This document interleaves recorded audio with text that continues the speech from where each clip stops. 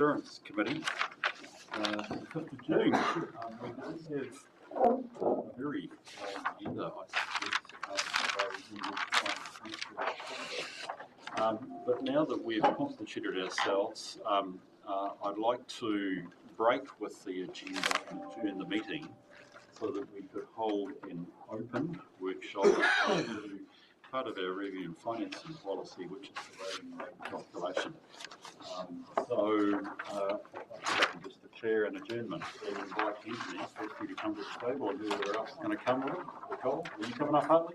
Yep. I'm a road man. Yeah. Just for you, thank you very much, Chair. I just want to recap what we're doing today. So, whilst the Chairman says this is part of the revenue and financing policy, technically the revenue and financing policy says we're going to use a targeted rate for roading.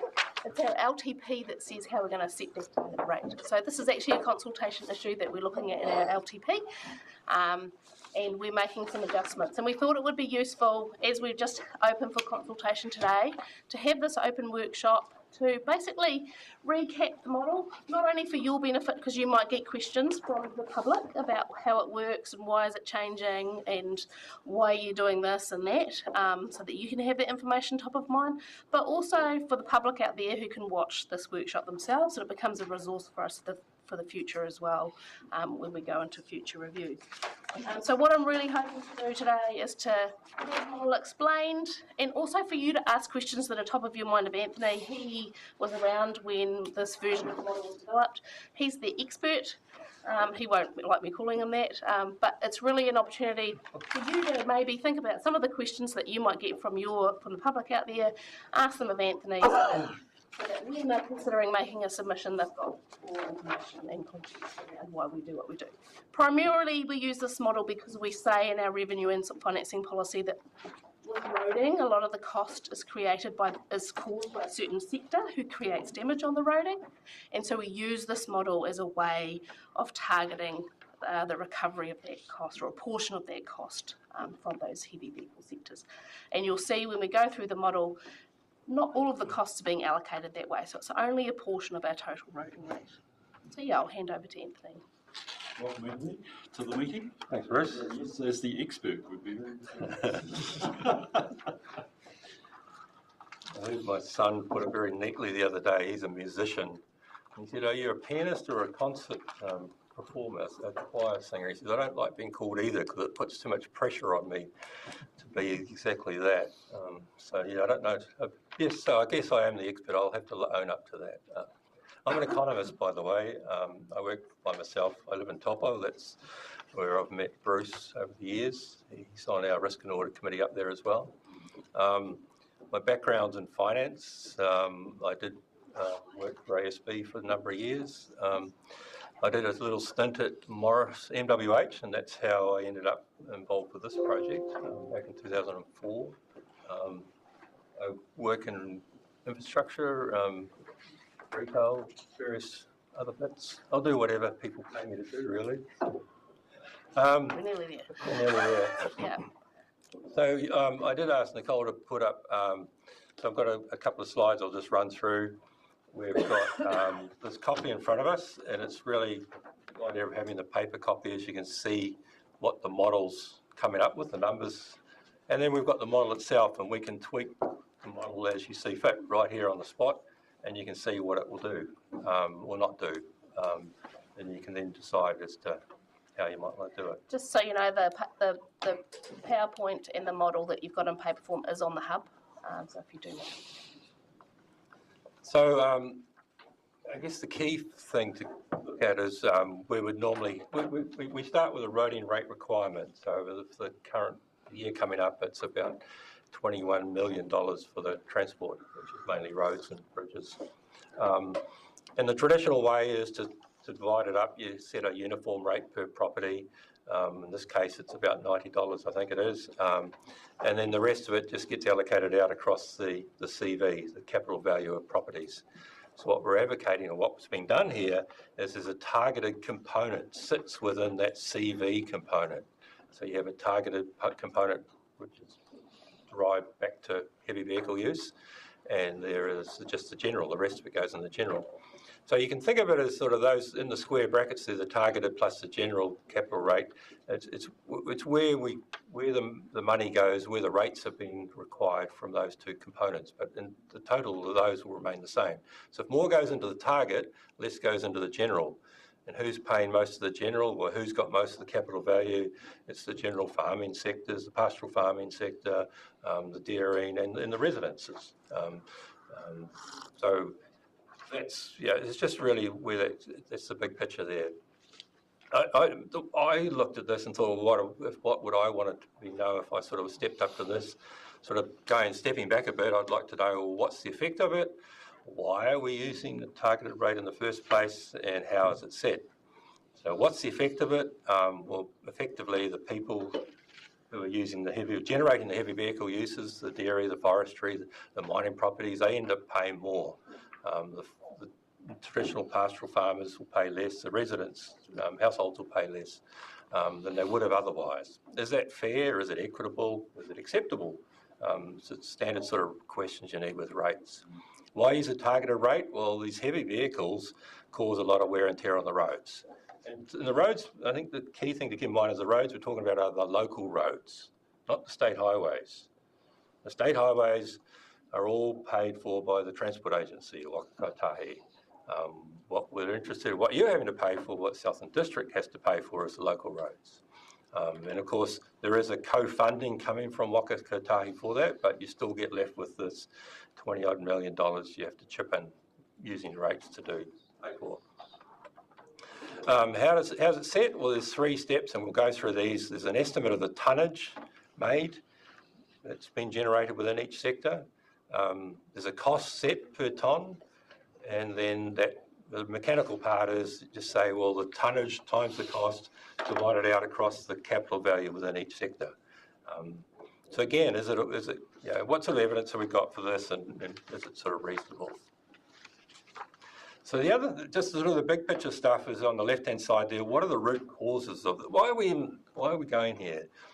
So the heavy vehicle use is not reflected in the capital values. So I've just did a quick estimate. There's probably other numbers you could come up with, but just to think of the order of the magnitude rather than exactly the number. But if you think about the forestry sector, they're generating around 4,100 tonnes per $1 million of CV in a year. Whereas the dairy sector might be 360 tonnes, and the non-dairy pastoral sector is 54 tonnes. So it's very different relative to CV. So the next thing is, well, is there a lot of these heavy vehicles? Well, yes, Southland District has a lot of trucks. And if one measure of it was to say, if you looked at there is no measure of the VKT, the vehicle kilometres travelled, how many kilometres the vehicle's travelling. It's not measured on local roads, but it is on state highways. Southland region has 3.3% of all the heavy vehicle truck mileage in New Zealand. You've got 2% of the population. So you can sort of get a sense there is this mismatch between the people that are here and the number of heavy vehicles around.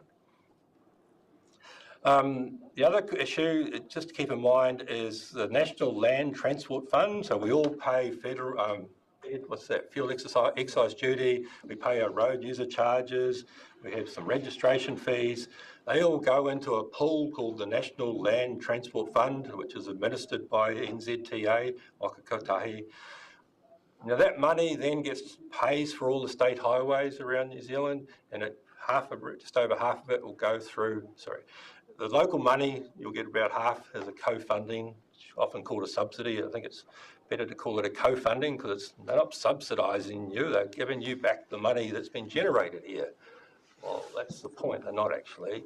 I did an exercise for Great South, Steve Kenny, some years ago, and estimated that the amount of money generated in this region is probably of the order of $100-odd million. Road user charges, fuel excise duties, the money you're getting back between Southland District, Invercargill City Council and Gore District Council is 66 million. Maybe throw in a few head office charges, you're up to 70 million, but there's about $20 or $30 million shy. So that becomes a really big problem for the forestry sector or the dairy sector. They're saying, hey, the truckies are paying these fuel excise duties, road user charges, and they feel, well, we've paid for it, haven't we? Well, yeah, but unfortunately it's still not coming back here. So Southland District's still got to trump up with $20 odd million and say, well, who's causing the most damage? And that's where the sort of this whole exacerbator principle gets applied in the model here. The model we're going to show you, it's been done differently elsewhere, like Wairoa. You probably would have heard of Wairoa. They just, sorry, you would have heard of Wairoa, but I mean, Wairoa, what they're doing, they just simply scale up forests. They say, well, the CV for a forest, we'll just call it 7.5 times that. So $1 million forest is now, we'll just say it's a $7.5 million forest. And then they go through the normal sort of procedure you would normally do. There is no targeted rate, it's just a scale up of the CV. Can I ask a question there, Anthony? Is that based on science or is that 7.5? The 7, I don't exactly know how they got the 7.5, but it ties back to the benefit or the well-being that they believed was being created for the community. I mean, as you're well aware, I'm sure that it's been through the courts and Wairoa was allowed to do this. It didn't say it was necessarily right or wrong, it should, but you're allowed to do it. And so that's where it's at the moment. I think I'm just going to pause there as well and just recap that the legislation, remember we talked about the revenue and financing policy, it talks about a number of different things that you think about. Who benefits and what type, where is the benefit distributed? It talks about exacerbated costs, it talks about inherited benefit. And you think about all of these things when you think about how to fund your activity, and at the end you're making a judgment about whether it's appropriate way to fund the activity, and you make judgments all the way along there, and then you make judgments at the end. And I think Wairoa's judgment was at the end about the outcomes that they were seeking for the community, and they adjusted how they fund based on the outcome at the end. So, and that's the role that you guys have in the process, is to determine what's an appropriate mechanism to fund using your judgment. I may add one thing here. When we talk about SDC having 3% of the heavy vehicles versus 2% of the population, perhaps it's also, at this point, we recognize that in terms of export receipts also, we're 2% of the population and 13 to 14% of the export receipts. So there's also economic benefit there. There's as it is with everything else, which needs to be recognized here. Thank you. Sorry, I stopped your flow. That's all right. Just to Gisborne have to also scale up their CVs. Forestry, I think it's 12 and a half multiple. I did a quick calculation on the model we're going to look at right now. If you did it the Gisborne or Wairoa way, you'd have a multiple for forests of about 8 or 9, of that order. So it's you're in the ballpark of what Wairoa and Gisborne are doing. So the model was set up back in 2004 by PwC with MWH chipping in. It was basically based off what the Ministry of Transport has a cost allocation model they use for the transport agency. Quite complicated, but given NZTA is a big organisation and can pay big dollars to get a lot of information together, that's what it's done. All very logical, but really big assumptions required, some judgments required, costly to put together. It was contentious even after GHD got in there and made some changes. Morris and Lowe come along a little bit later and tried to simplify it. Oh, they did simplify it. They got away from the sort of model assumptions to say, well, let's just go measure some things. What sort of tonnage has been generated in the region and sort of lock it back to, sort of anchor it back to something that was real, or at least we could see. They still had a basic conflict in there that if you got the tonnages wrong between sectors, if you say it was like taking a set amount of money and trying to divide it up by all the tonnes that were generated. If you got one sector's tonnage too low, the other sector paid. And so you had sort of this constant sort of bickering between sectors, or you didn't get this and I got that. And so I came along in 2014 when I was with MWH and suggested, why don't we go to a system where you just work out the tonnage within a sector and just have $1, I literally just said $1, $1 per tonne. and just work on that. And then effectively, what it stops the sort of bickering or the sensitivity of the numbers to what you measure in another sector. And then you could sort of look at it in a piecemeal fashion and say, well, let's just get forestry right, let's get dairy right, let's get the pastoral sector right, let's get the mining sector right. You can chip them off one at a time if you want to, or you can leave it as is. And that's pretty much where it's been since. So rather than, I'll get into this shortly, but just to give you some sense, this is real, I thought maybe it's useful for Hartley to chip in and say, well, these are some examples of where some roads, do you want me to push this forward or? If you don't mind, Anthony, the other big problem with the GHD PWC model was it didn't take into account cross-boundary issues. Right. So where there was a facility like a freezing works or a dairy factory in Invercargill or Gore, we couldn't capture that. Thanks. So I suppose for today, just grab some photos of the last sort of 12 months, examples of where we've had damage directly attributed to forestry, because I know it does come up. Quite a few on the gravel roads. You can appreciate forestry also tends to be at the end of the road network. But one of the challenges, I suppose, with an industry like forestry, say compared to dairy, is that when you harvest in, there's high degree of intensity and also runs throughout the year. So, as an example, this is gravel road down the southeastern area, and we've just spent around $20,000 repairing these sections of roads. And this is probably at the typical type of issues we would find that have occurred. Same as Matheson Road down the southeastern area. So it's typical soft spots that occur, particularly during forestry that's occurring over the winter months, when there's an opportunity to dry out. The road doesn't have the opportunity to dry out necessarily. But it's not limited down to that area. Probably doesn't show up that great. That's more central around the Otautau area. Similar type of issues that occur with those soft spots and heaves and shoving that occurs.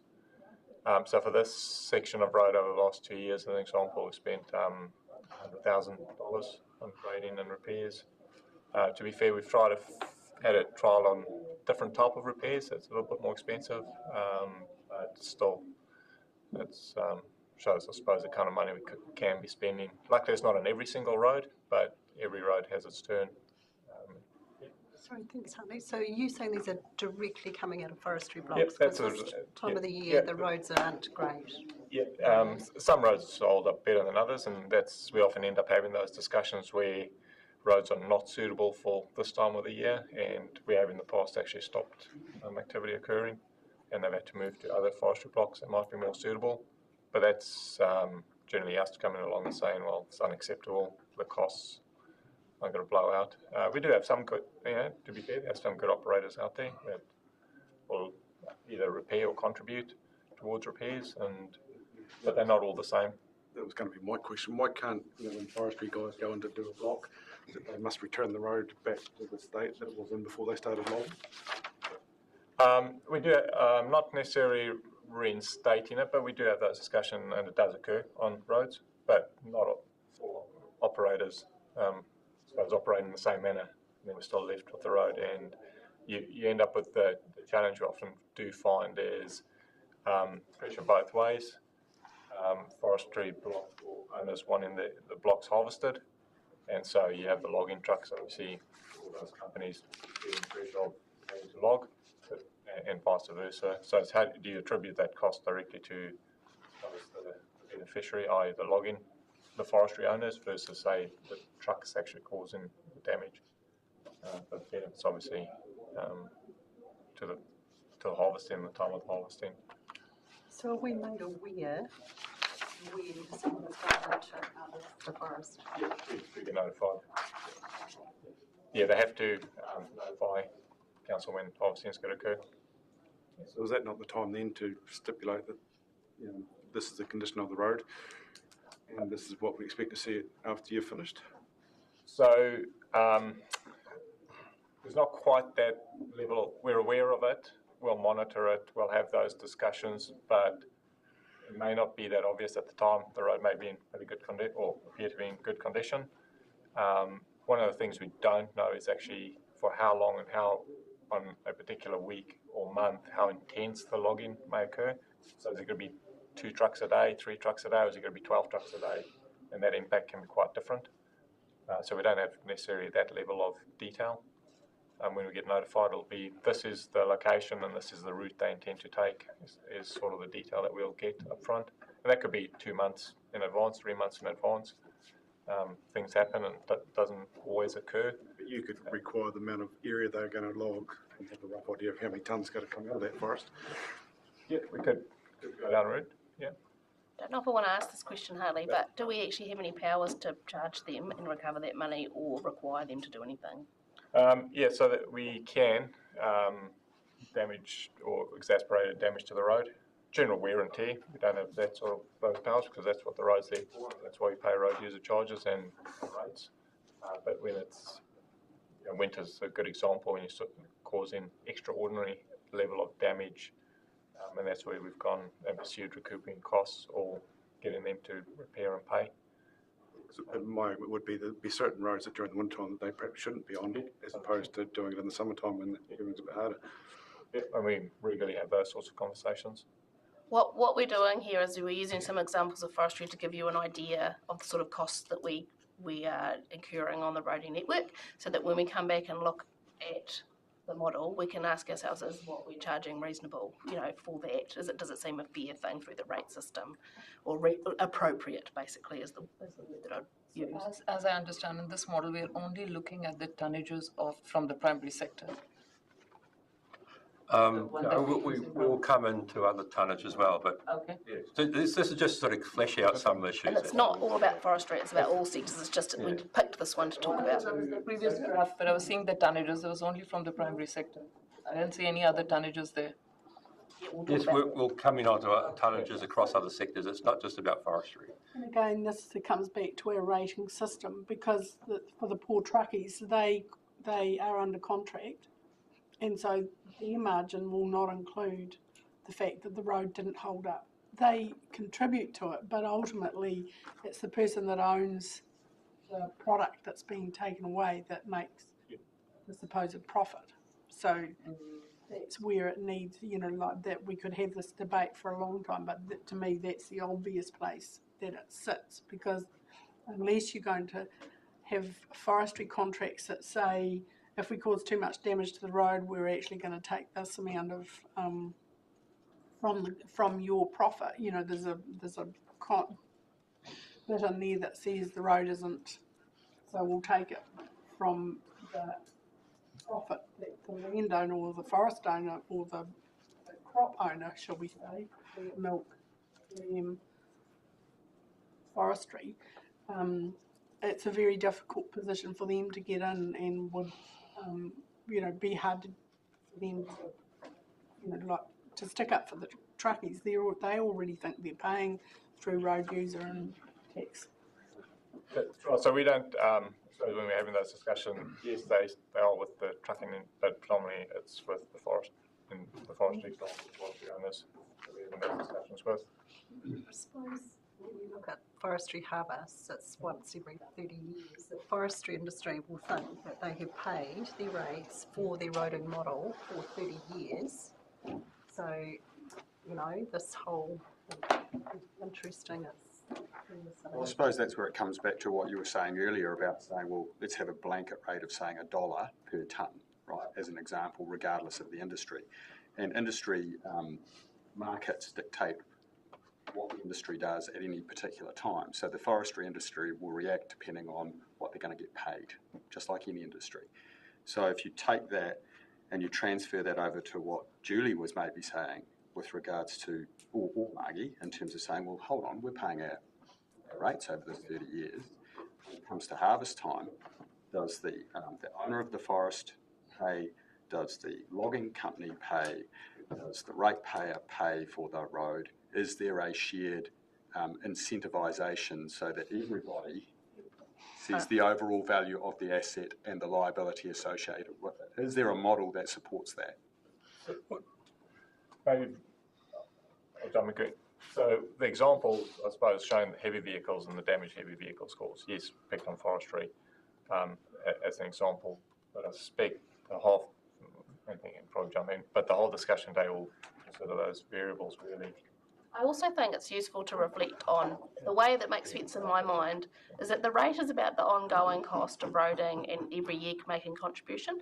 Hartley's things that he's talking about with the forestry operators, to me that's more like an incentive to treat the road right when you're using it. So there's a penalty if you have bad behaviour and you rut up the road, then that's an additional cost. So we're trying to encourage good behaviour and treating the road in the right way. So the additional charge that Hartley might be talking about in the context of everything is more about that rather than keeping the road operating and maintaining the road. If I may ask, what percentage of our annual roading cost, transport sector that you put, what amount of those are fixed? There will be some residual cost, what percentage ballpark? What was that? Ballpark of our transportation costs as a council are fixed. That will not be depending upon, what sort of vehicle, how many numbers, that is a fixed amount. Very low. Because reading the old PwC report, they said 48%, but that's a while ago. 48% of the costs are going to be there regardless of who is using it, how many axles. Oh, okay, right. Yeah. So where do we keep that in mind? And the other thing is, how has our UAGC changed? Would you be able to tell me what was our UAGC 10 years back? I know 2018 it moved from 60 to 80. I'd have to go back and look at when it changed to 80. It hasn't changed a lot. Was it 2018? 2018 it changed from 60 to 80, but do you know how many years preceding that was it at 60? No, I'd have to look at that, yeah. Because I also think we are not using our UAGC to the max. If you're talking about equity and fairness, that's one tool we have. If our roading costs have gone up 30%, 37% in bridges, 28% in other costs, shouldn't the UAGC be at least that's the first thing? Because we say that is for the common good. Because if we don't increase UAGC to a layperson, if you don't increase UAGC by the proportion of which our transportation costs are increasing, we are essentially deciding that we are the arbitrators of justice. We are keeping this money. And whatever we don't increase, if we don't increase UAGC by the proportional amount, we'll have to do something in the targeted rates. I think in what you've got in the proposal for the LTP is for that to increase, right? To get A very small amount, 10%, $90. Yeah, so it's going up to 110, so it's going up $30 over the next 3 years, which is around 30%, which is around our roading cost and cost of That increase. is nowhere near actually getting to where the UAGC should have been. If you look at the last decade, how the transportation costs have moved, our UAGC is not keeping up. The fixed, how you measure the fixed component. The $10. But the number up there for this current year is the 16,763. That's $16.7 million. That's how much the council's got to front up to spend on the roads. And I think your question was how much of that is fixed. It depends how you define fixed, but it will be relatively low. In principle, you could probably walk away and leave the roads for a year and probably not spend very much. That's an extreme of a fixed amount. It's not very much. Now, that's the first point. And the second point, though, is there is a limit on how much that uniform rate can apply. Now, the legislation says it has to be only, I think, 30% across the whole of your rate system. Now, last time this discussion came, it was getting pretty close to that boundary. So there was a limit to how much the GR could actually be rated. Yeah, we've changed the way we do some rating, and differentials mean that that's now dropped back to about 23%. Okay, so right. So it seems like we've got more room, but we probably don't in reality have more room. About half of our rates are set by fixed charge. So what the current model's looking at is it's saying at the moment there's a heavy vehicle component of $4.4 million. So roughly a quarter of the money that's been spent on the roads has been allocated out and saying, well, roughly about a quarter is probably due to heavy vehicle usage. Now, I suspect that's conservative. I suspect the costs are greater than that. But that's what the model's coming up with, and we can go through the logic of why that is. So when we look at the workings, right, so you've got, what he's saying is, in the current year, there's 16.7 million. The heavy vehicle, the thing we're doing with the dollar town is only allocating 4.5 million of that 16.7 million. The rest of it is going on the fixed charge or just on CV. So the heavy vehicle stuff that we're talking about is only making up 4.5 million of our complete. It's about 30% of our total rate take is being allocated based on the heavy vehicle. And that heavy vehicle is restricted to just the primary produce? No. No? No. So you have So I'll go through that right now. I mean, I think I know where you're going, but we'll come to that, yeah. Sorry to go through step by step, but I think we'll lose everyone if we jump ahead too much. This number, the 4.4, what you'll see just above that is the 16.7 will go up to 21 million in the year coming. So the question then is that extra cost increase, is it somehow related to heavy vehicle use? And this is where we sort of turn to the model and say, well, we believe it is, and that's why we're advocating or proposing to put up the heavy vehicle charges. So the model at the moment is saying, well, let's go and put not so much the model, using the model, the heavy vehicle charge would go up from 4.4 million up to 6.5 million. So that's a rise of 45%. Why is it rising by 45%?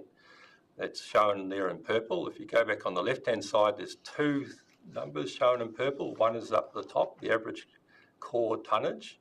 So effectively, the measurement that's coming back from Infometrics, the company measuring the tonnage out there in the district, is saying the core tonnage has gone up 21% since 2016. Which is the last time the model was updated with these numbers. And the other number is down the cost area in purple there. The suggestion, the proposal is to change the $1.10 per tonne that was used last year to $1.35. That's a rise of 23%. So 23% due to the cost per tonne, 21% due to the tonnage. There's your roughly 45% of the extra heavy vehicle component. So basically, there's no change to fundamentally what's been done here. It's just there's more tonnage going around the roads, and it's just been a bit slow to be picked up, and the cost of it has gone up. You could argue, well, why has it gone up 23%? Well, if you looked at the depreciation rate on transport for Southland District, it's gone up by 14%. That gives you some indication of the cost increases. If you go and look at cost escalation causes within the industry, they've gone up roughly around the 20%. This is building roads and bridges, and it's more for bridges, less for unsealed roads. But these numbers are sort of order of magnitude of what's happening in the industry. I don't think there's anything that contentious about that. It could be noted at this point that in recent times you've had Balance say that they've had a quarter drop in fertilizer sales. Primary sector is not really, the tonnages very definitely in the last 18 months have dropped, and sharply. Right. Very sharply. So the model's updated every 3 years. There's no reason why, the only reason not to do it more often is the cost. You have to buy the data off Infometrics, and you probably have to get me to come back and play around with it, tweak it. How can I put that better? QA it. Quality assure it. To review it and assure it, correct. Okay, so is there any contention about that? I mean, does anyone have a difficulty with the costs? I mean, everyone's got a difficulty with costs going up, but is that reasonable? I do. I would go back to the earlier PricewaterhouseCoopers models and the others, and what I remember seeing in the executive summary is the first line that says farming is not the dominant user of roading in Southland. Right. End quote. So, and when you agree with that, what is the dominant user of roading in Southland? What alternative? Commerce and industry is. It goes on to say, and that's in our council documents. Yeah, so you. Repeated further by Alan Kennard, if you went by those models, there is, just to give you a simple example, in Riverton where I passed through, the housing and the doctor surgery opposite the super value pay more in rates, and there's more trucks that go there. So I think there is some shortfalls in this model that we are glossing over. All right, so let's... And one more thing, please. There's no consistency. If you are saying that dairying or, meat works can be left out, I can give you examples of farmers for whom a milk tanker does not actually go on a local road right until it turns into the driveway. Yeah. They're on the state highway. I Not mean, consistent. I think one of the difficulties is, it's fundamentally a rate model, not a user pays model. Excuse me, sorry, Anthony speaking, people, please save your comments. And one of the difficulties with the rating model is, has that same problem you have. If, why am I paying for local roads when I live on a state highway? It's just the difficulty with the rating system. Why do I pay for the library? I never go there. It's the fundamental problem with the rates. This is just an averaging process across this community, which you have to come up with some sort of system. I think it's probably time to get into the model now. This is with these sheets in front of you. The yellow pieces in yellow are the key assumptions or measurements, and the rest sort of falls out of that. The first column on the left here has got the number of rateable properties. I don't think there's anything I mean, there is contentious about whether it's a contiguous property, but that's sort of beyond this model concern. The capital value is all done by QVNZ, and there's problems there about whether, am I still a dairy farm? I went back to dairy beef last year. Why am I still a dairy farm? Well, those are issues as well with any sort of rating model, but that's beyond today, I think, conversation. The primary output, as I say, is measured by Infometrics. It's primarily the milk being produced in the district. The forest is the logs. Now, in the non-farming is a sort of amalgam of a whole lot of things. It means the meat being produced, the wool. It's the logs. For the way the system works is that any lots under 40 hectares, wood lots under 40 hectares, have been allocated to that sector. So there's forestry coming out of the farming sector as well. Now, those are the three measurements that are primarily made. Now, you could then also go out there and measure the stock being moved off and on farms, the feed, the fertiliser, the lime, the quarrying. I mean, any number of different things you could measure going on and off properties, all sorts of properties. This is where it was believed more efficient just to put a multiplier in. Now, that multiplier is taking into account three things. One is how much extra is going on and off these properties that has not been measured on that primary output. Well, that's the first thing. The second thing is there a difference in the distance, average distance being travelled? And the model at the moment assumes that the dairy sector is travelling 10% less than everyone else. They tend to be a little bit more concentrated around the centre. And the third part is this ESA. In other words, what trucks are these loads going onto and what sort of damage or wear and tear are they causing on the road? And what it's been standardised to is a stock truck, a 8-wheel stock truck, truck and trailer unit. Now, a dairy tanker is roughly 20% more efficient than that. In other words, in terms of the damage to the road is 20% less if they want to move the same sort of tonnage. A forestry truck is something of the order of 20% worse than that. And it depends on what the configuration is and what assumptions are made about overloading. Those are the sort of key assumptions being made in here. 20% less for dairying and 20% more for forestry. Everything else is this sort of, and there's a whole lot of adjustments made for other factors as well. That's a good question. What do you mean by overloading? A truck might be allowed to carry, 26 tons, and it carries 28. So, It should only be travelling on the road with 26 tonnes of load, and it's got 28 on it. so where do we get that data from? That's difficult. That's an assumption being made. There has been various surveys done around as to what the extent of overloading is. It would vary. I don't know what it is in the district, but a sort of assumption made in the industry is something of the order of 10%.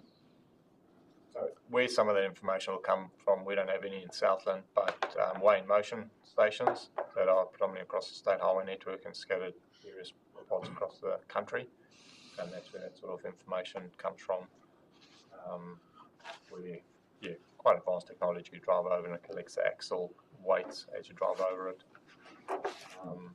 Yeah, that's where some of that information comes from. So the other sector, so in that calculation is effectively saying the dairy sector has about 20% more tonnage moved on and off the farms other than milk. Given some of that tonnage on and off the farms is not being moved on particularly efficient vehicles, it adds up to about another 10 or 20% more. The dairy farmers are the trucks are travelling about 10% less than everyone, and they're using vehicles for the milk of about 20% more efficient. So there's a whole lot of numbers thrown in there, and we can put exactly up the detail is, but that's where the 1.5 is consistent with. So if we take the original tonnage and scale it up by 15%, we get an order of magnitude figure that's reasonable for dairying. We do the same sort of calculations for forestry. The only adjustment for forestry is the ESA, the damage being done to the roads relative to the standard vehicle. The farming sector, I believe it could be higher, and I'll show you why that doesn't make a big deal of difference. The other sectors, we can go and measure what the industrial sector, the meat works, the fertiliser works, some mills. It gets very difficult when you start measuring them as to what the output is. So rather than go out there and measure them all, what's been put in as a minimum charged against each sector.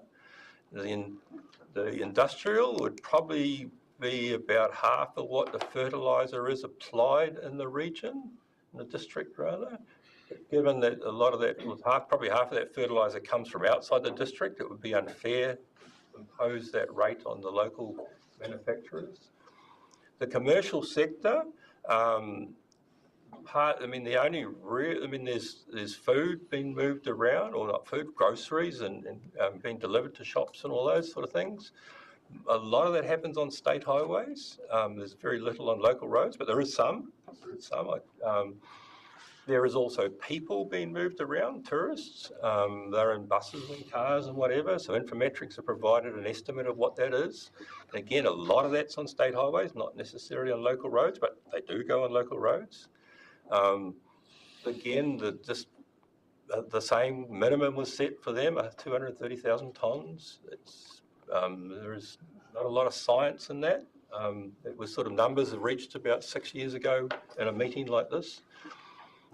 Recently, the mining used to be about the same. The mining is lime primarily. The one that's difficult to know is the quarrying, the metal. The mining, what used to be 230, it's proposed to lower it because the Hohai mine shut. So it was seemed unfair to allocate it out to more property, but that could be changed. But when you get to those sectors, you have some big effects on individual rate payers, and I think it's important to keep those in mind when you come to it. Now, what we can do is go to the model and change any of those numbers you like. And you can see what effect it would have. So do you want to, I haven't set it up to change the uniform rate. Let's finish talking about each of the bits, and then we can do that. Okay, everything just multiplies out then. So, okay, we've got that tonnage there, the column to the left of the green. So for dairying, it was 2.5 million tonnes. We multiply it out by $1.35 per tonne. So that sector pays $3.4 million. We divide it by the QV, the capital value, which was $6.4 million. So that becomes the rate that each property will get, the unit rate. And that happens down that green column for all of those sectors. There is a uniform rate applied, the $90 per property. That's also deducted, so that 6.5 million comes out of the heavy vehicle, 1.5 comes out of the uniform rate, and all the rest, which is the 13 million extra needed to make up the 21.2. This comes out of the general rating system. So you just divide it by the QV across all properties, all the same. So what that's saying is of our 21.2 million, 6.5 is being allocated by the heavy vehicle factor, 1.5 by the uniform charge or the fixed charge, and the rest, 13.2 million, is just based on the property CV. And that's as simple as that model is. Thank you. What else do we need to hear about this? I'm just going to talk a little bit. Do you have, you said you can play with the model. Is there any sort of extreme you could give us one way or the other, just to give an idea? Because I'm conscious that this has to come back to council. This is a workshop just to understand how the model works. We aren't here debating or making a decision. So I wonder if there is an example, Anthony, where we have perhaps going one extreme, one going to the other. What happens if we focus more around CV? What happens if we focus more around perhaps tonnage or indeed the uniform annual general charge? So this little table here is showing you on the columns within the outline box property value. So say in the middle there's $1 million capital value property, and it could be a dairy farm, forestry, farming, industrial, commercial, whatever, go down. And on the right-hand side is what the total sector pays under total. Now, at the moment, it's showing no change. So what it is we can change any of these numbers up the top. So one of the interesting things we could do is say, well, let's have no heavy vehicle charge. So we don't charge the heavy vehicle sector anything more. So what you see is the changes. So a $1 million forest would be paying $7,000 less rates per year in 24, 25. The whole sector would be paying $1.3 million less. So that's effectively what bringing in the heavy vehicle charge does. It hits that sector, it hits the dairy sector for just above that for 1.6 mil. The traditional pastoral sector gets let off with 1.9. You go down to residential. The rates go up at 1.9. Oh, sorry. Sorry. This is going backwards. Yeah. So if we had no rates, if we had no dollars per tonne, they would save 1.6 million. They'd save 1.3. They'd pay 1.9 more. Okay. Yep. So it's that allocation process. So we'll just go back to where we were. The question was, I believe there's more tonnage being shifted on the pastoral farms. We'll make that 1.4 rather than 1.15. So the farming sector the pastoral farming sector would pay another $100,000 if I made that. What seems like a relatively large change, but doesn't have a big effect. That $1 million forest would be paying $9 less a year. So yes, we can go and finesse that number, and I think we should. I mean, I think that's an easy one to change, but it's not going to change the big picture very much. What else might you want to? The tourism. Let's say we hit the tourist sector. Let's say,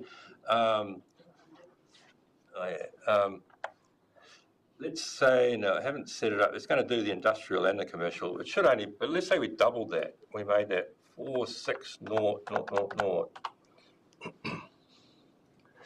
It doesn't make a big deal of difference. That $1 million dairy farm is going to pay $31 less. The forest is going to pay $31 less. I think, though, there's no such thing as $1 million dairy farm. Well, yeah, sorry, yeah, okay, yeah.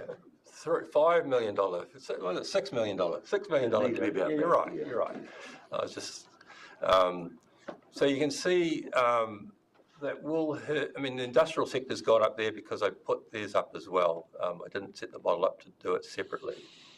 But effectively, the commercial sector would pay a lot more, but it doesn't affect the other properties a huge amount. That's the whole rating system in action there. You're sharing this cost out a lot. So what then becomes important to look at the commercial sector and say, is that really a cost that this sector is imposing on our system? Well, the other question about that is that the commercial and industrial sectors that are in our district. Correct. right? And so It's all the of only ones you can rate are the ones in That's your what I mean, district. yeah. So the bulk of the commercial and industrial activity that takes place is sourced from Invercargill or Gore, we can't rate. Yeah, we can't rate, yeah. So that load that we should have been catching from there has to be put across the other rate base. So potentially the hotels up in Te Anau and what else? There's probably some pubs around and some cafes going to, actually, I'm not too sure. I mean, it becomes very difficult to argue this is a heavy vehicle effect, and then it becomes very difficult to say, well, actually, this is a cost that they should be paying. But I think for a council for whom this is a big cost, on a very small ratepayer base, the more accurate the inputs that go into this model, only then can we look at it. Now, our user data, all of that, how old is that? And how much of our costs are fixed? Again, I'll go back to the same thing, because I have older reports that say just shy of 50%, 48% of our costs are fixed. Unless we start divvying up these costs and looking at them better, we're just playing around with this stuff. Way back, nearly a decade and a half ago, the other models said that the commercial and rural, we've gone to the next one, which are at commercial industrial, which are paying 2.8 and 2.7% currently, they should be paying both in the line of the high, 17, 18, 20%. So have they got a free ride for a while?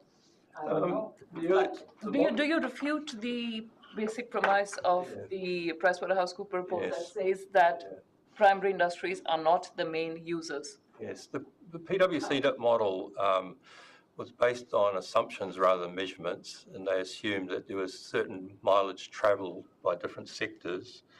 They didn't differentiate very well, I believe, between what was a state highway travel and what was a local road travel.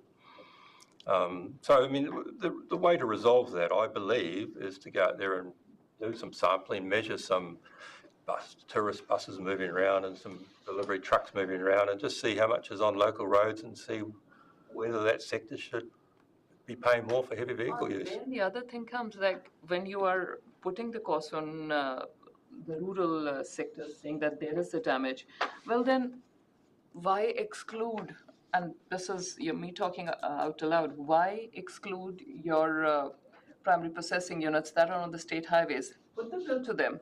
Because unless there is a direct link between cost incurred and the service provided, it's never going to be equitable. Put the entire, say, whatever burden of all the trucks, because I can assure you, as a farmer's balance sheet looks very different from Fonterra's balance sheet, right? You could argue that Fonterra is owned by farmers, but the point is they have a completely different balance sheet. If you put it all onto Fonterra or Alliance or whosoever, Silver Ferns, and they then start charging farmers, only then will you get a true cost. Right now, an individual farmer doesn't have the might to go against these assumptions or even the time to go against all of this, because otherwise there's no direct link. So you're suggesting, say, Fonterra is planted at Edendale, a whole lot of truck movements going out of that farm, because all the truck movements coming in are already picked up. So the truck movements going out of that. What I'm saying is anything for primary sector that you're going to be billing them, put it on the processor and let the processor then divvy it out among this thing. So you can, I mean, Southland District can charge Fonterra more because of Edendale, and Edendale is a big processor here. They can't charge any more to Open country dairy. what's Open country down at Aorua. They get Fonterra it. Valley Milk. All the other processors, they can't be charged. Because right now, Jaspreet, I'm just conscious of my time. I was allowed half an hour, and we've had a good hour. So Jaspreet, I actually am very interested in questions. Nicole, I want to work out what is the next step. So we have a model. So we've got a model. Sorry, can I just clarify a couple of things? Anthony, can we put up your first slide, which I thought was really valuable, the questions you would like. Sorry, if you were us, what were the questions we would answer? Okay, I think they're really, so we now understand broadly the model that we're using. I think we have an understanding of why we are using the current model, and Jaspreet, you've focused on the PwC model and why that has been dispensed with. So I think we have to make some level of understanding as to why we have done that. there's also then the fact that as you've shown with the model, if we have a core assumption here around heavy vehicles, the damaging vehicle on the road, and you have hardly shown us good reason to understand why, with and without some ability to go after the exacerbator if they show bad behaviour, which is Derek's question. Can we go after the forestry company if they really ding up a road? So we have some important points there to think through, which then leave you as individuals and as a council with these questions. And I think I go back to a point you made, Anthony, that this even with this refinement, that might be too sweeping a generalisation. But again, I go back to the conversation I've heard where a farmer that lives on the state highway is still going to be paying a roading rate, even though the predominant use is a state highway. So I think in that sense we've got some important points out today. The mechanics of the model are here. I guess there's chances to talk about it if you want to understand more about the actual working of the model, but I'm not certain how far that would take us. Nicole, where are we going to from here? So the point of the session today was really because we're consulting on these changes that we're making to the dollars per tonne. And that dollars per tonne, as Anthony said, is being driven by the cost increase in our roading predominantly, plus the changes in tonnage that we've updated into the model, right? And so we will be getting feedback through the LTP process about whether people think that the changes that we're proposing are reasonable. And when they're making that, we want them to understand also there's only a 30% of this model is allocated according to heavy vehicle coverage, right? It's not, we've got 13 million that's just based on capital value, another 1.5 that's on the fixed charge. So the heavy vehicle portion is only a small portion. So it's understanding the context. This model is not everything.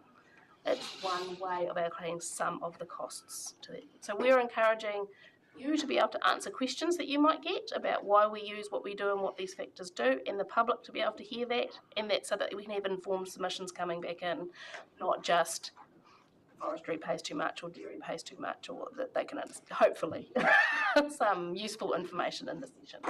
That's really helpful, Nicole. I just wonder whether there's some help you can give the councillors further with perhaps a follow-up email. But you've actually come back to the key point, which is, I go back to it, the bigger amount comes out of the CV value of the general rate pay, 13 million versus the I think it's 6 now, it's about 20 million. The $6 million that comes out, but which is allocated on a heavy tonnage basis. Okay, I think that's really helpful. I'm conscious of time, Anthony. I'm going to leave it there if that's okay. I presume you're open to questions if people want to come back. I am going to suggest a very short break now, 10 minutes, going for a couple of hours. And then expect some people after your tale about your model. Leave it there. I think that would be helpful. Can we make a break? Well, let's be back more, and I'm sure it will generate a conversation, which is fine. So I'll now declare that we reconvene. We're still in public session, and effectively we're starting our meeting now, which we will try and work through. I think the normal health and safety considerations are probably well known by you. In fact, I always say better known to you than to me, so I'll follow you in the event of any emergency. Any apologies? Do we have any apologies? We're away by about 3:15. Okay. Yeah, and I'll be about the same time. Okay, John? Okay, and I think we also need to sustain an apology from... Sorry, Derek, you're going to... Oh, yeah, so us three as well. I can't promise we'll be finished by Good. I would love to see how the meeting goes. Thank you for that, Derek. Yes, Councillor Greeny was up there as well. So I'll move to we sustain those apologies. Seconder, please. Please say aye. Those against, it's carried. Leave that.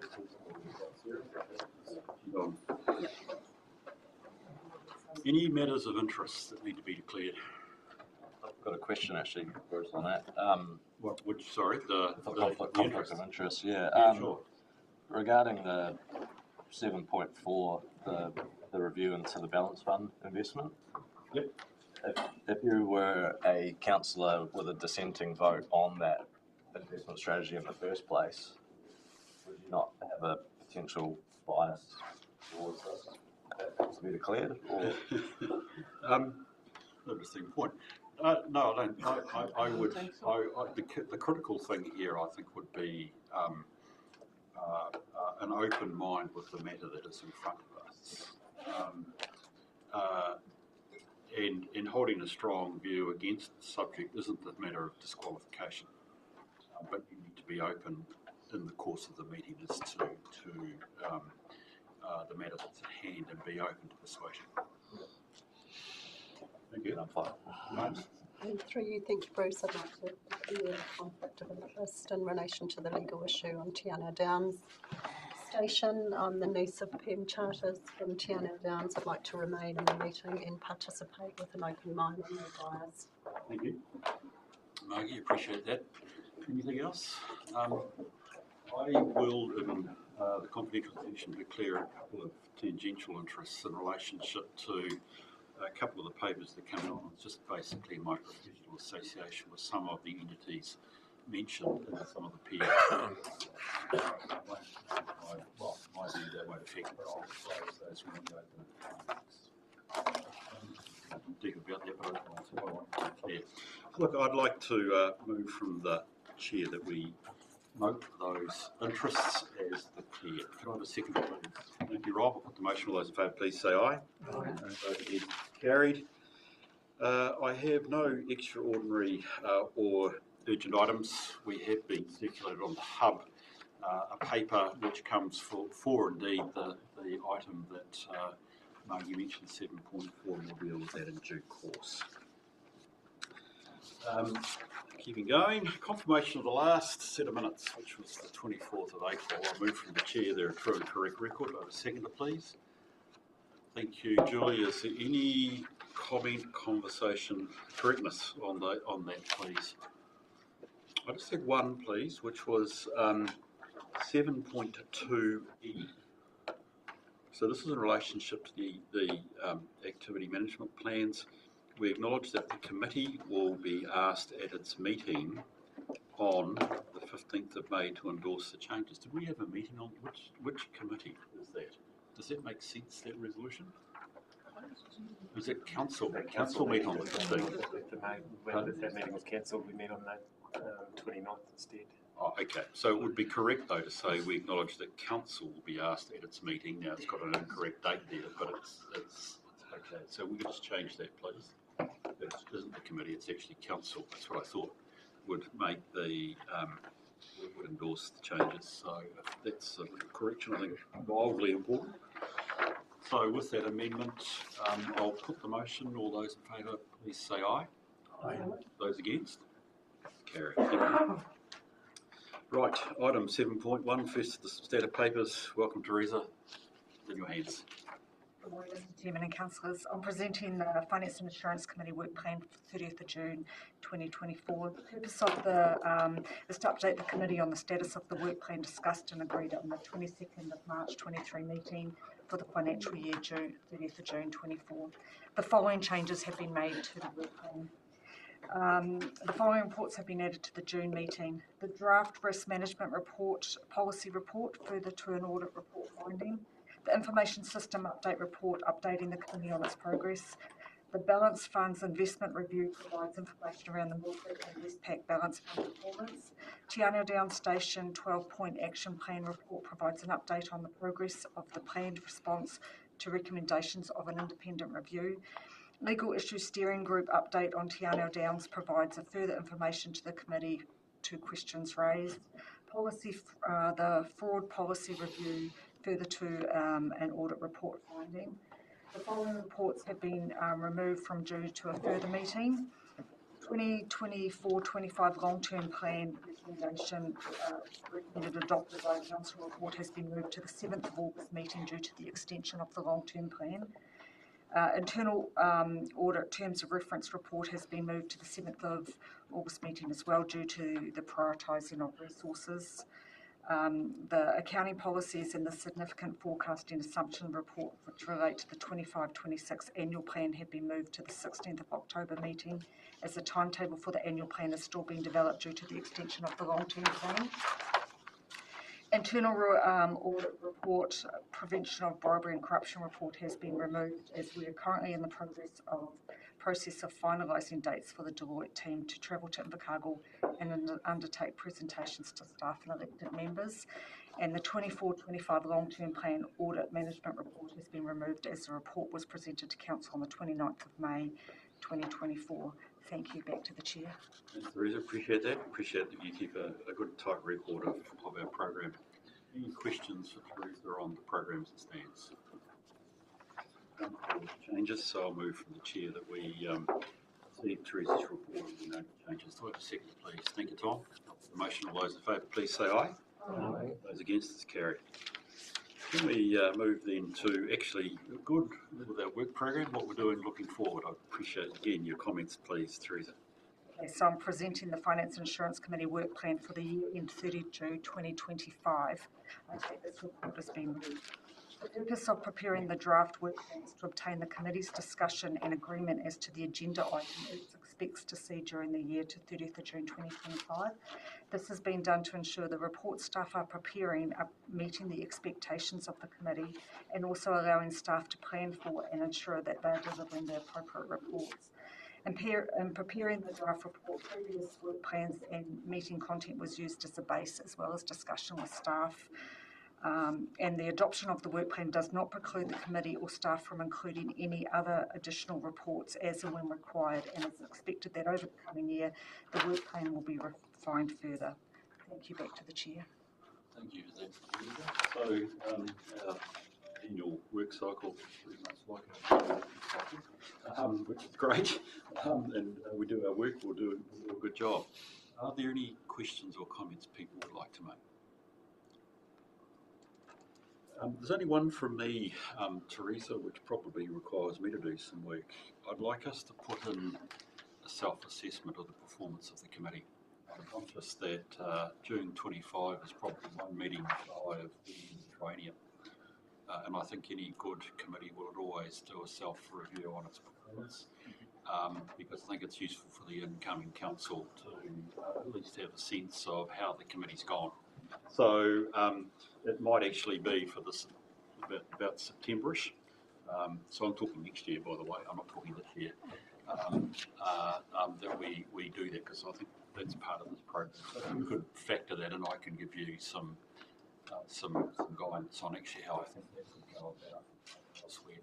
It's valuable for us to do a self-review and just do that prior to the close of this training next year. We probably would have to start that in about June. Okay, so that would be the key thing. We have a view that perhaps we might not need to have all a lot of points on the environmental services business update after I've read the paper, but we'll get to that as a conclusion as we deal with that paper. Is there anything else folks like to raise? Julie? Thank you, Chair. Just a question around the roading management and maintenance current contract renewals. That's for June 2025. Will we see that earlier than that? Because I feel like if we wanted to make changes or wanted to make, like indicate that we wanted considerations elsewhere in how things are done, it's pretty close to the end of the triennium, but also when is the contract actually due? Thank you, Hartley. So, thanks, Chair. So the intent is to come and workshop that first with the committee and then go through that process. The contracts expire in June 2026. So it's trying to get one in advance what type of model we'd like going forward, the term of the model, all those sorts of discussions. So we want to get into That's superb. Thank you for that. Good point. Any other comments folk would like to make on the program? Yes, Matt. Sorry, I'm just trying to compare A and B. So looking at the work plan that to the 30th of June 24, we just heard that the internal audit the internal audit final report prevention of bribery and corruption is not happening in today's meeting. Should that be moving on to the work plan through to 30th of June 2025? Because I don't see it good point added onto that one. Mr Chair, we've just generalised them because in the page 27 there's just internal audit final reports mentioned for a line. So we've just left them sitting like that until we've firmed up what their program is. Because that line also exists on the previous one though too, the internal audit. So that and then the internal audit prevention of bribery and fraud on the previous year's work stream, 2 separate lines. Yeah, so we separated out the 2 separate lines of the programs that we agreed to in the previous work plan. I think that's what you're referring to. But in this work plan, it's on our agenda to be discussed as to what works we're going to do. So I've just left them generic. Let's come back to that when we deal with the actual proposed internal audit program, and I think from that Teresa and Anne can then work out how to, if needed, potentially split out that one internal audit final report line, because we're doing 2 and 3, we should actually have them scheduled in, which I think will meet your very good point as well, mate. Rightio, can we go to the resolution, please, which is we receive the report and we note. I'm the wrong one. Sorry. And we agree to our work plan. Do I have a mover? Thank you, Julie. Do I have a seconder? Thank you, Rob. Any discussion on the motion? There being none, I'll put it. All those in favour, please say aye. Those against, is carried. Rachel, I think figuratively, has been kicking me under the table to at least acknowledge that there was no public forum, by the way, which I should have did. Can we please go to the Finance and Assurance Committee? Sorry, the Finance Report. Hey, Janie, how are you? Morning, Mr. Chairman, members of the committee. I'm here to present the financial report. The changes from the previous financial report are shown in text but underlined, and the forecasting changes approved by Council on the 1st of May will be reflected in the May reporting period.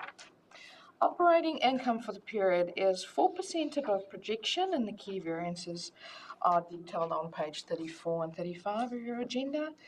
And operating expenditure for the 10-month period is 111,000 or 0.1% below projection, and those reasons are discussed on pages 35 and 36 of your agenda.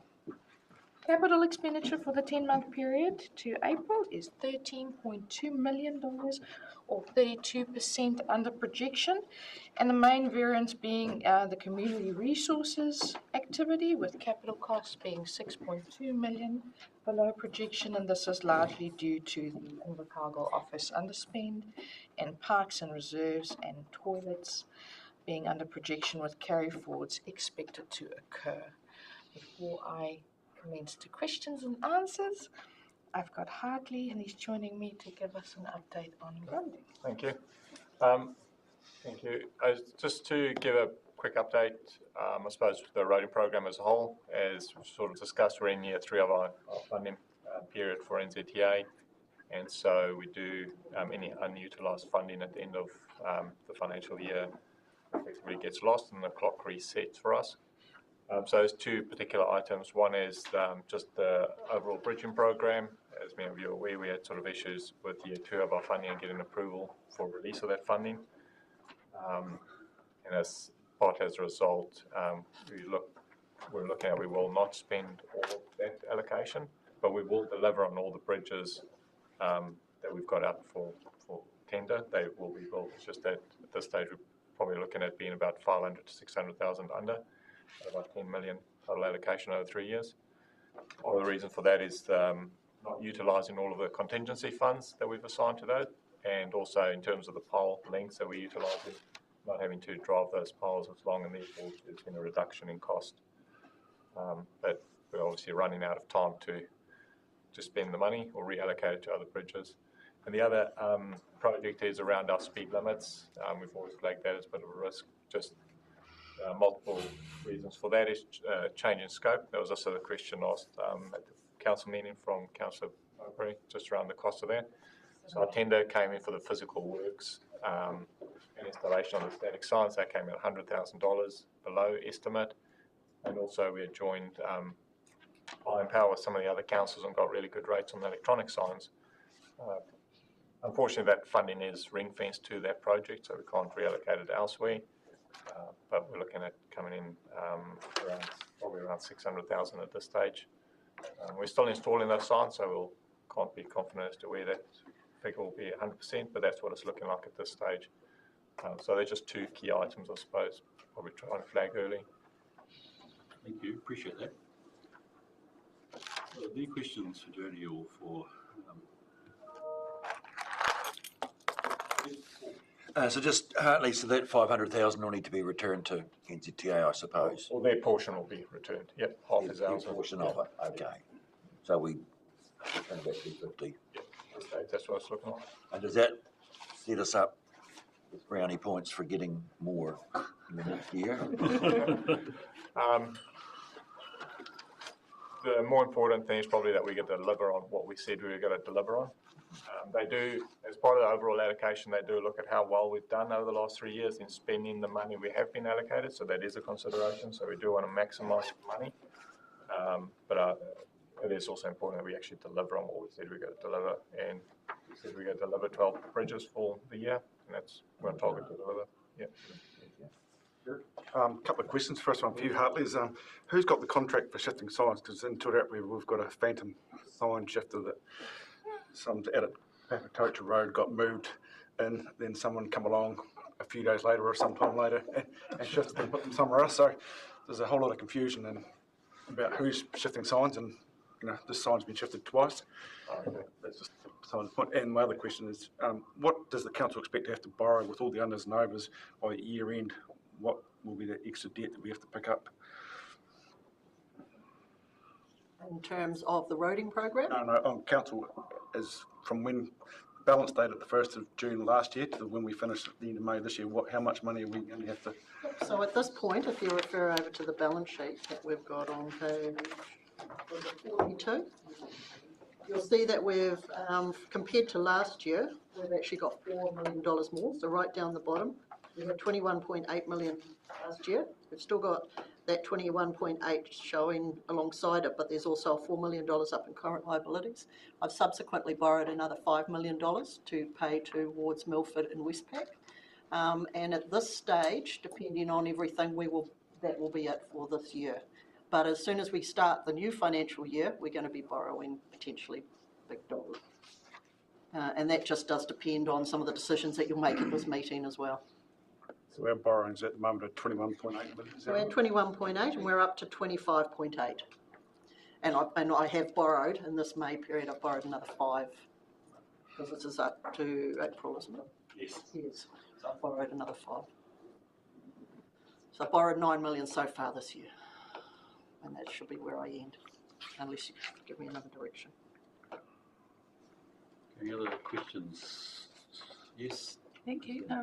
Just around the community housing, I think there's a note in there that tenants have indicated they'll be leaving. So have we got a number of tenants, and have we got tenants ready to go in? In terms of tenanting? So as tenants have indicated they'll be leaving, are we talking about 1, 2, 10? 1. Okay. And then, at this stage. Right, it was just the plural that is in there, so I was just understanding what that is, and we have tenants waiting to go in. Tenants waiting to go in. Okay, that was my only question. I hope you enjoyed the walk there. The other comment is around the capital expenditure is 32% under projection, which is quite significant. What's the expectation towards the end of the year that where will be in terms of a percentage of spend?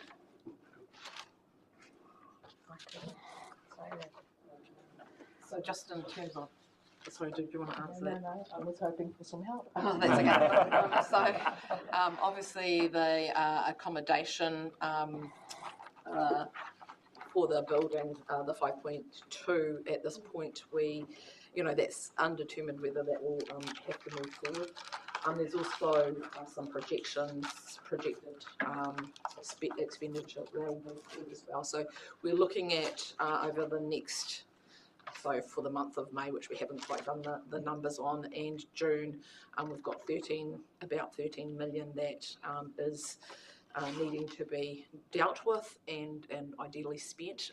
There will be some projects definitely that will be moving forward, so it could be in the order of 8 to 10 million, but it's a little bit slightly early to say, but that's where it looks like it will need to do some carry forward. No, I was just noting that there were a number of projects underway and due for completion, so it was just to get a ballpark figure of whether at the end of the financial year we'll still be sitting at that level or there'll be quite an improvement on those figures. Oh, no, there's definitely a lot of spend happened in May already, so we've still got June to go. So.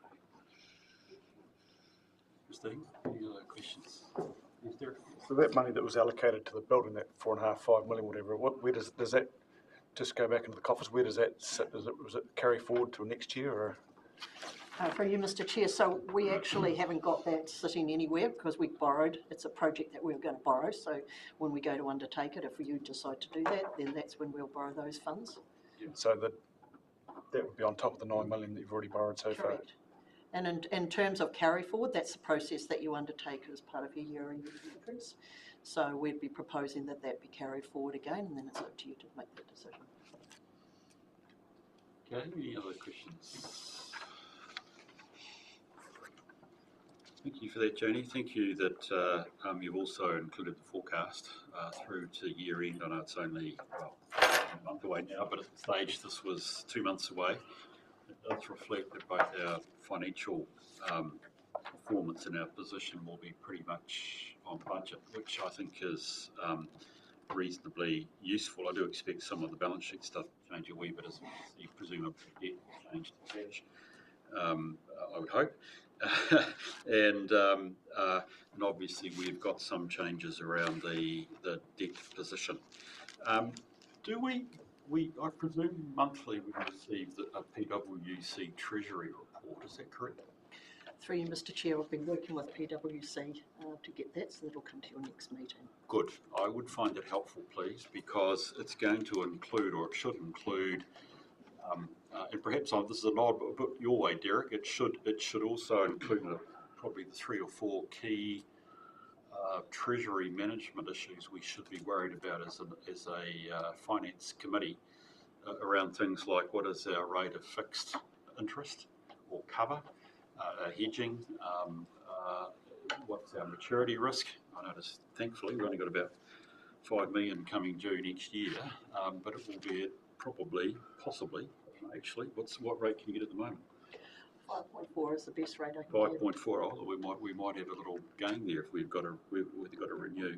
But the average cost of funds, what is it, etc. At the moment, it's pretty favourable because we've got that long rated debt, and it still constitutes about half the debt that we have. That I think, as we transform our balance sheet, Janie, needs greater focus from the Finance Committee. So, and I will be keen to see the report that you've worked through with PwC, because that should be a key feature of our finance work going forward. So with that, as final questions, there are none. Can I go to the resolution, please? Which is that we receive Jane's report. Thank you. I'll move in a second. Sorry, Tom, was there a question? Did you have a question? I kind of do, but I can probably ask it offline. Okay, can I have a second, please, for the motion? Yep. Thank you, Tom. I'll put it. All those in favour, please say aye. Aye. Those against, carried.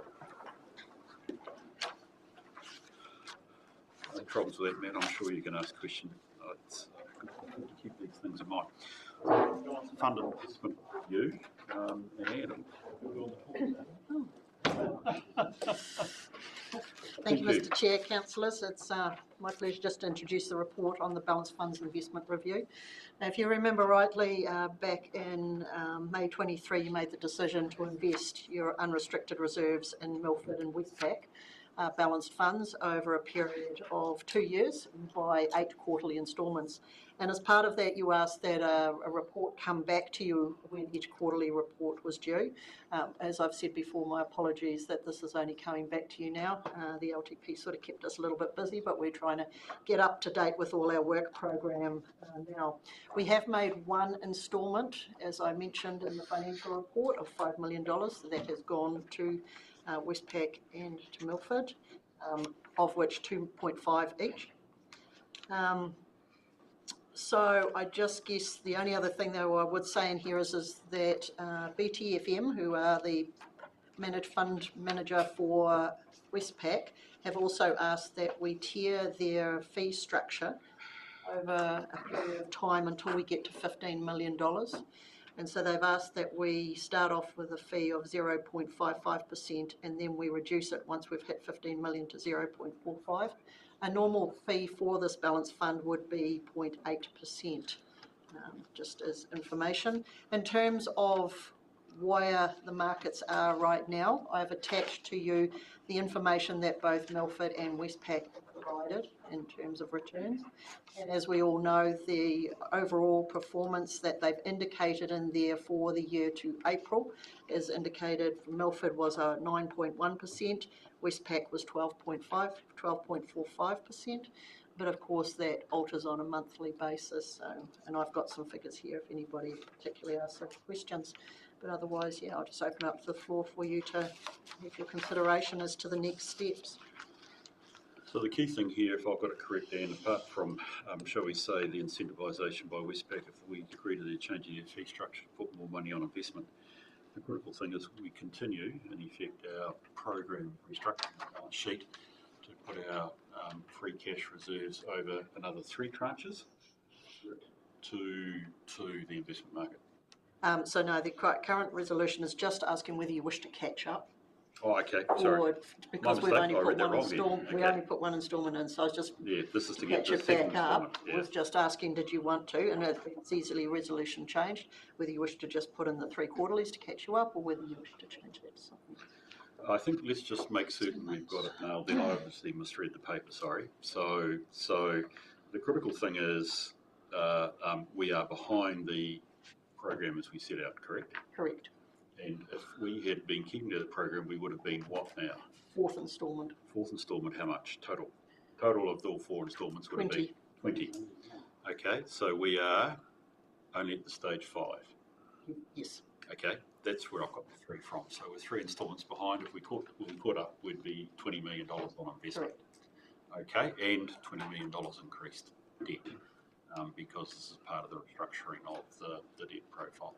Essentially changing the nature of the investments of the free cash flow from internal loans to external investment, not borrowed, external investments or debt. The balance sheet changes as well. Thank you for that. I'm sorry if I muddled it a wee bit, but I hope that's where people are at. We had planned being at 20 million for various reasons, and the idea of the tranches was actually we look at and take advantage of appropriate conditions in the market as and when, and so we're really, this is to get us back to the position we had planned to be in. Comments, questions, thoughts? Yes, Don? Bruce, can you just clarify our debt position as it is now and what it will be if this 15 million gets caught up in the markets? Well, again, it's not for me to, but Ian can, I'm sure. So as I said to Councillor Chamberlain in the previous report, our current debt position is a total of 30.8 million as of today. If we were to put another 15 million into this, as I've indicated in the paper, I've currently got $5 million worth of cash in my bank that I'll be utilising, but I'll have to borrow another 10 to generate it. So that'll be up to 45.8 million. Just taking into account. This has been set out in the LTP. Yes, it has. So your LTP and your the work you've been working on has got this built into it. Yeah, Darren. I'm just wondering if in these reports in the future, and it might be too simple, some sort of pictorial graph to show the gain, or hopefully not the loss, the net benefit to council of this strategy. So, you know, just so we can actually very quickly at a glance go, we've actually been able to offset rates by this. We've projected it would be this. And yeah, just in a graphical form might be helpful to kind of get a sense. Yes, no problems at all. Given that we've only made one instalment in here, that's the reason why. But I can actually tell you that subsequent to putting that first deposit in, it has been. Rob?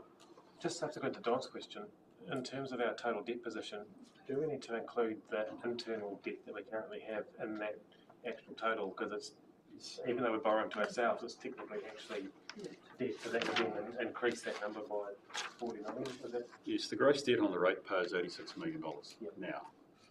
Okay, because we've got $60 million of internal loans, and they're paying interest on that. So in effect, our ratepayers are indebted to $86 million, not the net position. This is April of 25.8.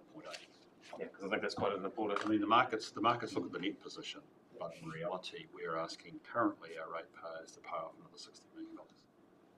That's the $60 million is our investment in themselves. Yes, Julie. So what interest rate are ratepayers paying on the $60 million of internal loans? 5.67, I think, is what we've got for the LTP. And look, I need to just go back. Teresa? Do you remember?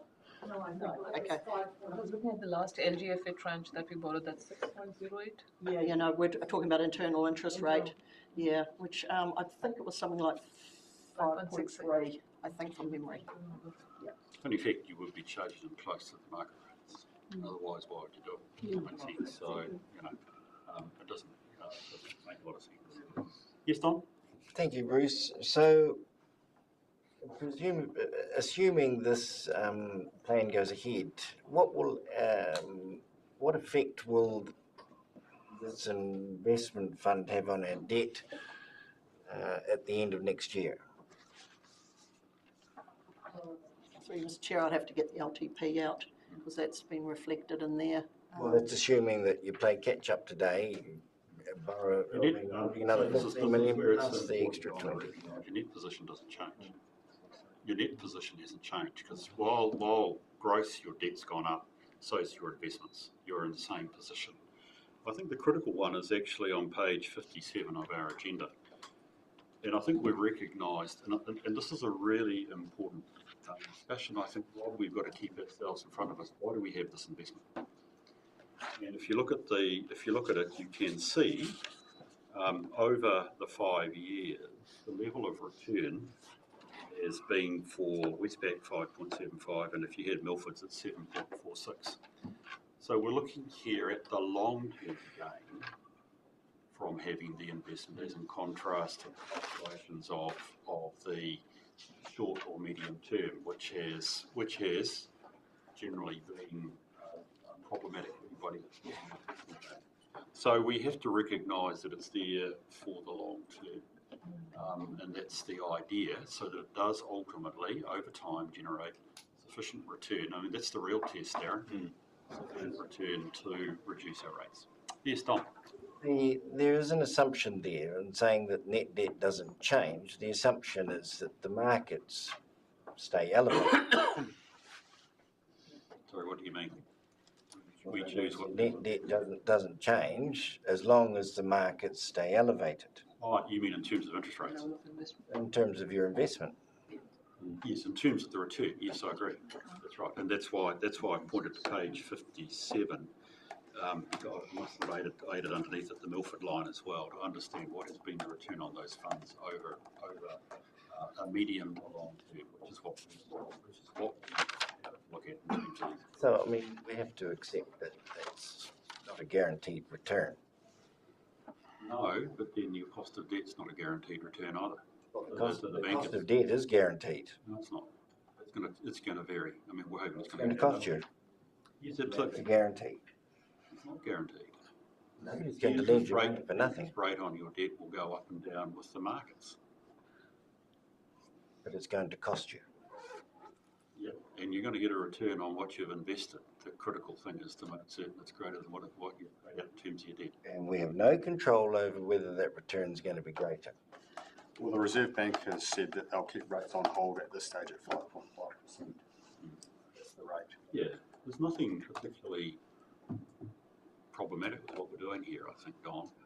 I know you have been a long critic of this balance sheet restructuring, but it's not as if there's anything here that suggests we are being speculative. I'm just concerned, what concerns me is that the markets do have a tendency to correct. I mean, at the moment, you could easily argue that the markets are elevated, supported debt, significant debt levels around the world, and in the past, markets have fallen, and it can take 30 years for a market to come back. And we've already talked about the levels of debt that this council is going to be in over the next 10 years. We can't afford to speculate and have our net debt position altered. I mean, we're going to be at a debt ceiling. We're going to be bouncing along the ceiling of our debt levels. And if markets fall in that sort of environment, then we're going to have to go to the ratepayers and tap them to make up for our folly. I think structurally you've got to work through. I mean, clearly we're looking for a long-term investment fund here. I think critically you have to look at what are some of the underlying drivers of your organisation rather than actually how you've got your treasury management policy. So all of your debt's going to be driven by three waters. Well, you're driving our external debt. You're driving our external debt with an investment policy. Well, here's $40 million of external debt, Bruce. Yes, but that's part of an investment I've got policy. $40 million worth of investment as well. So my point is, it's not a strategy. Your LTP is being driven by, is primarily three waters. So we discussed this at the last meeting, and Matt, you sponsored this discussion really well. So we need to strategise more fundamentally about what we are needing to or not wanting to support. The way we have our balance sheet arranged over this matter is of a lesser issue. Yes, we have to be very careful with our interest rates, both what we pay and what we earn through our fund managers, for which we've got to get into that game. There's a more fundamental underlying nature as to what is the nature of the transactions we have. And actually, you go back to your debt because that's what you're focused on. Look at your LTP. This manoeuvre is not the driver of your debt because you still have the investment. If it came to it, you could realise the investments and pay down the debt. Well, as long as they're still elevated.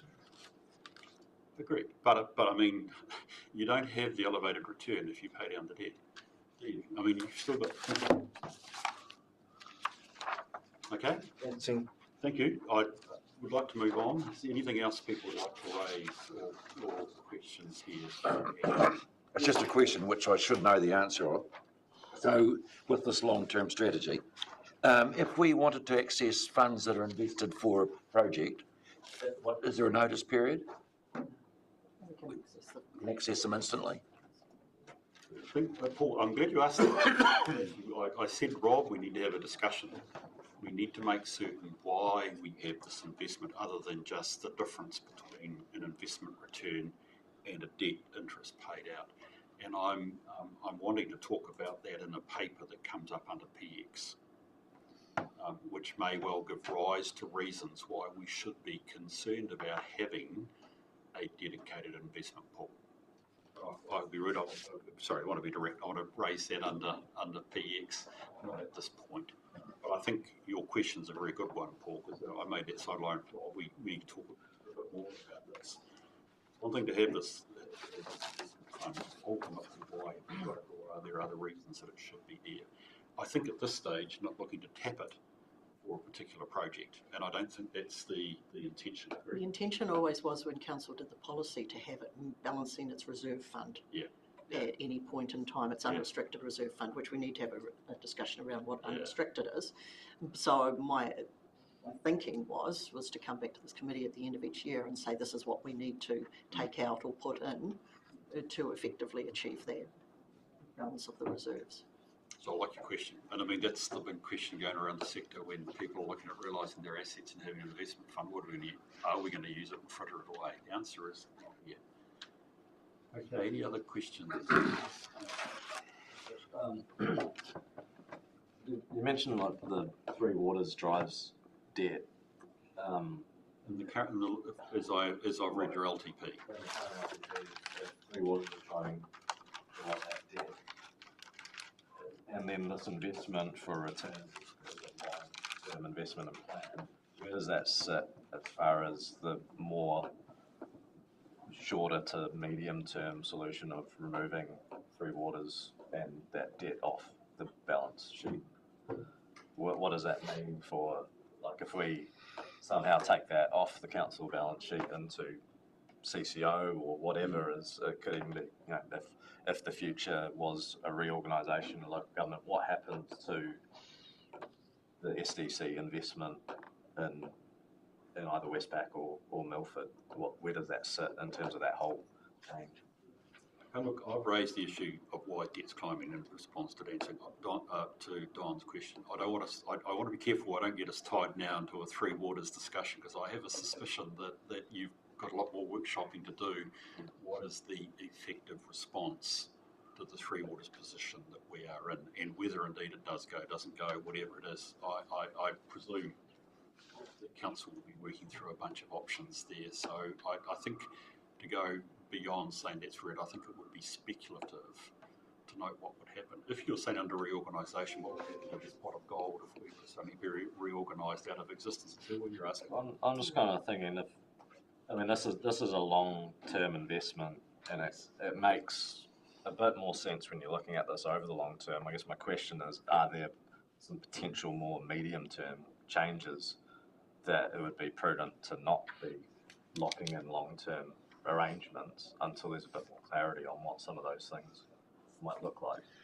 Through you, Mr. Chair, I can answer from the point of view that because we've separated out our investing from our borrowing, our investing is directly related to the reserve balances.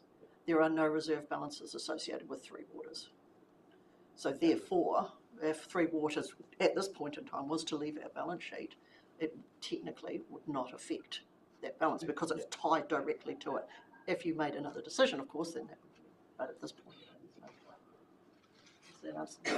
so there's not a risk that a change like that, like a Three Waters CCO or a change of local government would all of a sudden mean, we have to get the money back out of investment, and unless the market's fixed itself, we then just risk having that money held, and we just spend management fees on that pot of gold, as Bruce called it. Right, I shouldn't use that phrase, should I? Because all of a sudden our long-term, decade plan becomes we need to shift the direction within 3 years, and we've ended up just losing money, putting it somewhere else rather than actually getting that long-term gain. I guess I'm just kind of openly asking the question of, is the timing on this right? Even though it's already so delayed, if we had done that first tranche in the first instance, we would have lost money, I understand, in the first, but now it's kind of, it's gone the other way, that the timing's better now, but it's hard to predict what is going to be the situation in 3 years' time. Is that a long enough period to actually be worth the investment, or is it trying to get on with that view of how managing debt into the future is having that discussion first, rather than just moving forward on the discussion of how do you offset debt with investment. It's actually, well, where do we sit in the shorter term in regards to an organisation with debt? That's a fairly open, broad question. I guess my only comment would be is that in terms of the Three Waters debt itself, that would be a conversation in its own right, because, like I said, the investment is totally associated with the reserve balance. So the only thing that might affect it would be is if you made a decision to use some of your reserves to offset some of the costs in Three Waters or something like that, and use your strategic asset reserve or something. to fund a project or fund Blue Waters, then suddenly you would have less money in your reserve, so therefore you'd be needing to draw down those monies from your balanced fund. But that's what your LTP is about. That's what your LTP's done. It's effectively told us what the balance of your reserves are, because you've indicated in what project you wish to pay from reserves. In effect, the balance sheet restructuring isn't affected directly by your question. I guess the ability to pivot around it is though by whatever strategies taken forward, and it's just hard understanding the fact that it's a strategy from a previous triennium that's been endorsed this triennium. It's also over halfway through the triennium. We're only at still the beginning stages. It's been fortunate that hasn't resulted in a loss, and we're pretty lucky to be in the situation we are in now, where we can kind of either move forward as planned. It does just, that history of it though does just speak to the volatility of the strategy. Through you, Mr. Chair, I think the thing to note here is that you are taking a really low risk option potentially through a balanced fund, and you do have to remember that 30 or 40% of your monies is in cash as well. And it's not just all in equities, and there's in properties. But the differential between the amount that we're now borrowing and the amount that you're investing at is tiny at this point in time. Jaspreet had a question. Just a general comment following Matt. I think, and Councillor Byers, the way I look at it is, what is the return we'll be getting as compared to the sort of annual spend we have over the next 10 years? This council is looking at $1.5 billion ballpark over the next 10-year period. 2034. Sorry, 1.41 billion. The total spend over the next 10 years. Something like that. Yeah, so if there's a difference between a borrowing and investing, and the returns we get of 2%, 6% borrowing, 8%, that's about 300,000, 400,000. What is that vis-a-vis what there's close to $100 billion that's going to be coming in rate? Is that level of risk worth it for the return? And one more thing that I would consider, because I've been in this position once myself, is when your investment is going downwards, you sometimes don't want to liquidate it. And then what you end up, you incur more borrowing costs. If at a point this investment was, say, 10% down, you'd be like, no, we don't want to, and you end up borrowing a bit more because you do not want to at that time touch which you're hoping to recover. So that's another cost that could, at some point, be incurred by this council. I think through you, Mr. Chair, I mean, you've made a decision to endorse your investment and liability policy, and this is what you wish to do with it. You've got a decision as of today as to whether you want to invest more monies or not. I don't know if it's the time or the place to discuss our investment policy per se, because that's a revision, but it's actually about whether you wish to invest more monies in here or not, given the information that you've been provided and any other information that you want in the future, which I'm happy to incorporate into. Thanks, Ian, for keeping us on topic. I think there might be 2 or 3 other comments, and then I'd like to see if we can motion. Yes, Rob. Just following on from that last statement, what are the implications of of us not actually doing anything today and not putting this 15 million in? So, this is a decision of council. You've made this decision. I'll go back to the managers and tell them. In terms of Westpac, they've been clear. You're just going to incur a higher fee in terms of the money that you have put in. Milford haven't indicated anything, so. At this stage, I know of nothing other. It's your decision as to what. And I've been very clear with the fund managers that it's a decision on a quarterly basis. Don, I saw your hand up. Oh, I was just, Anne, I thought you said 30% was in cash, but I think it's more like 4% or something. Yeah, down there they said 40% are income assets made up of cash and cash equivalents. So that's what Westpac have just advised us in this document. That's what they advised us as part of the request for proposal. That's what you asked for. That's something ultimately going forward we need to have the ongoing contact with our investment advisors, so that we know we can get a sense that the so-called balanced funds that we are in meeting what our expectations are. Right, I'd like to move to the motion then, please. So it is essentially a motion under D, to catch up with what was the previous policy position. We should also move that we've received the BT fund request for a change in the management fee. F is that we would agree or disagree, so let's assume we would agree. And that we, subject to resolution F, delegate to Anne the ability to close out the deal. Do I have a mover? You move it, Tom, thank you, and I'm prepared to second the motion. Is there any discussion on the motion? Yes, ma'am. Just regarding D and the resolution, is there the need to stipulate that the investment is evenly split between Westpac and Milford? I know that that's what the policy is, the allocation of Yeah. that If you wish to expand it, but I thought about it and then I thought, well, that's the way the policy's been. So if you wish to make the it word clear. evenly needs to be. Yeah, well, that was highlighted the original setup. We have two investment banks involved, so that we didn't have all our eggs in one basket. To use another analogy, I've used a pot of gold, haven't I? Eggs in one basket. There being no other discussion, let me put the motion. So, all those in favour, and I'm going to treat all motions as one hit, A through G. All those in favour, please say aye. Aye. Those against? Aye. Matt, Derek, as present, and Don. I presume you want your motion, your name recorded against the motion. Motion's passed. Thank you. Appreciate that. Can we move now on to item TPAP? Please, item 7.5. 12. Good. That feels a bit right. G'day, Michael. Good morning.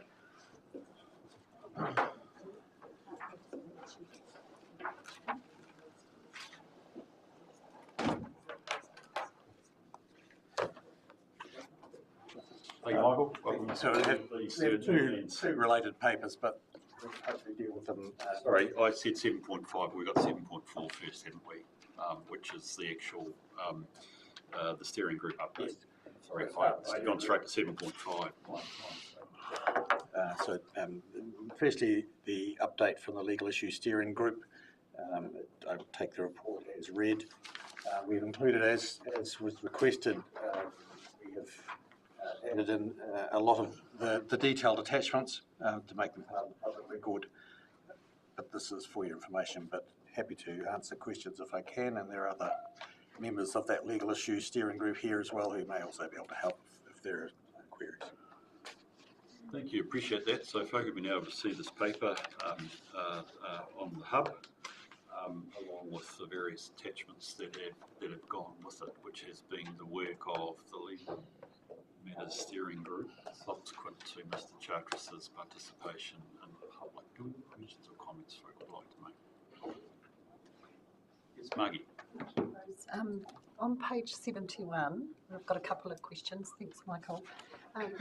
Council workshop for elected members is scheduled for July to have a comprehensive understanding of our legal responsibilities. I think it would be quite Is that, we're dealing with page sorry, I sent you possibly wrong. We're dealing with 7.4 first. We aren't on to 7.5. So where am I saying? Yeah, 7.4 is only a one-pager, page 63.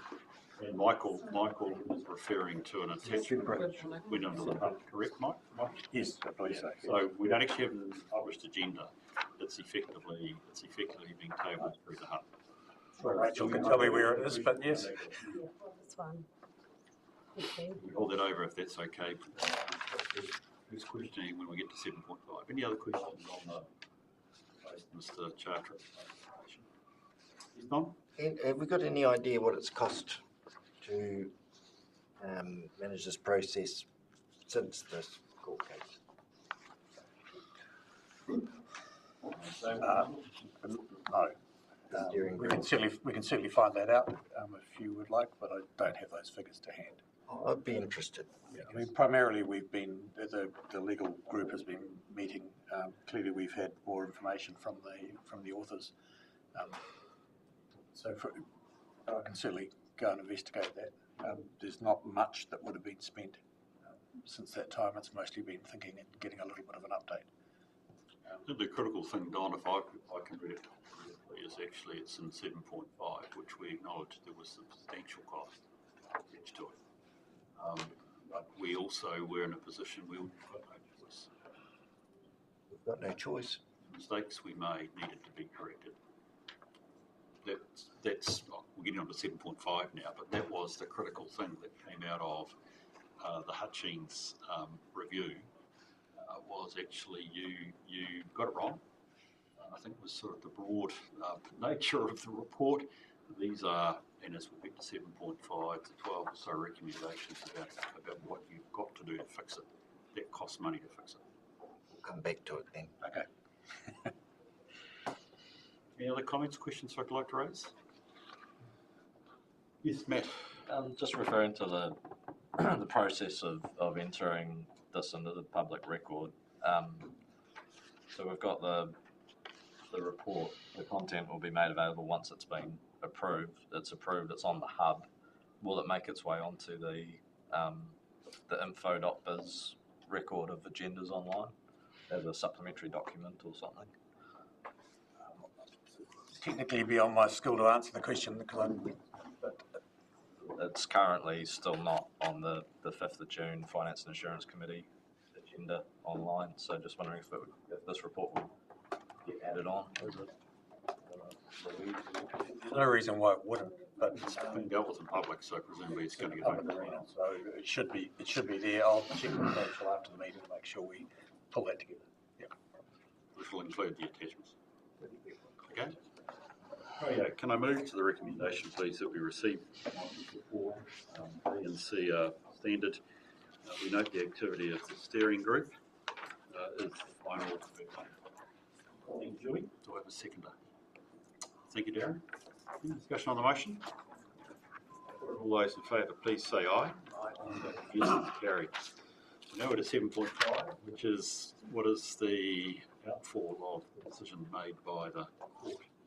So in your hands again, please, Michael. Just a brief introduction. You've obviously read it, and it speaks for itself. I think the biggest difference, and it was also pointed out by the authors when we went back to them for, should we change the recommendations, which you would have seen in that, is the changing legislative landscape that we're in with changes to the RMA and the various acts and that are in existence having been repealed or proposed to be repealed or a huge change. What it's probably meant is we have not moved as quickly on some of those broader issues around the rules and what we need to do, as we're still waiting really to see how some of that settles down before we make all the changes. So I think probably the big thing came out of it, which was our plan was deficient and we needed to fix it and we needed to get it right, has been difficult to make progress on at the moment. We're expecting that policy program to be much clearer over the next few months as to where we go, and then we'll move more quickly on that. In the interim, really, we've tried to make as much progress as we can on the various other pieces behind it. We've made significant progress, I think, in the regulatory team with Adrian on board now in terms of bringing changes in there. We're in the process of putting together a legal panel and a variety of the other logistical things that should improve the process and make it less likely that we fall into a similar hole again. So happy to answer questions. So we've got the 12 recommendations or the 12-point action. This was agreed after we had received the I wonder if I can questions or comments. Sorry, Margie, you're first up because you wanted to ask. I'm on the right page now. Yeah, you are. Page 71, I think you said before, was where you're at. Page 71. I don't actually have those page numbers. I've only got the documents. Well, so I'll talk it through. Thank you. Page 71, point 4.4, schedule a council workshop to ensure elected members have a comprehensive understanding of their legal responsibilities, and that's for July 24. Yep. I think we need to ensure that we've got all councillors there, and we've got a number away this month in July, so I'd really like to see the full table around short, so if some communication could be made to the councillors with a date that would work for all of us.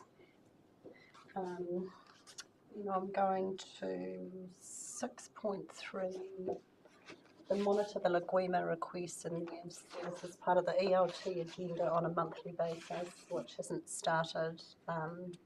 System is currently very manual and depends on one person. It will be replaced with a more systemic approach following review. I think a lot of the Laguima coming through potentially for us as councillors around the table, if we're approached, and we've got no knowledge of something, where does that leave us as a councillor? Someone comes to us, so where does the ELT stop and start on what they're going to feed through to the rest of the governance team and the councillors around the table? I think I just want to clarify the question. We're dealing with the 12-point action plan in relationship to the fallout from the Canadian situation. So I think our question should be around the 12-point action plan. So perhaps, Michael, it might be useful just to remind us what 6.3 was about. Certainly, thank you, Bruce. There were deficiencies identified in how we had managed and tracked and responded to the Laguimas that related to this particular instance, which you would be really aware of. Yeah. And a recommendation out of that was to improve the process. And that's a process we're in the process of having a look at fixing that at the moment. A paper went to ELT this week to identify a plan of improvement so that we'll have regular reporting on Laguimas. Laguimas are dealt with within the council all the time. I think Louise's last comment was about 100 a year-ish come through that we deal with, many of them, variety of Laguimas, and we will report against and track those. Can I ask one other question about Laguimas? Do they all go up on the council website? Because I was looking to the Laguima and thought I'll have a look last night and see what we've actually got on the website. Do they all go up on? They don't. No. So how do we make a decision around what goes up and what doesn't? The ones that are specific to the individuals and could face privacy issues don't go up. And then there's a decision made on the interest to the broader.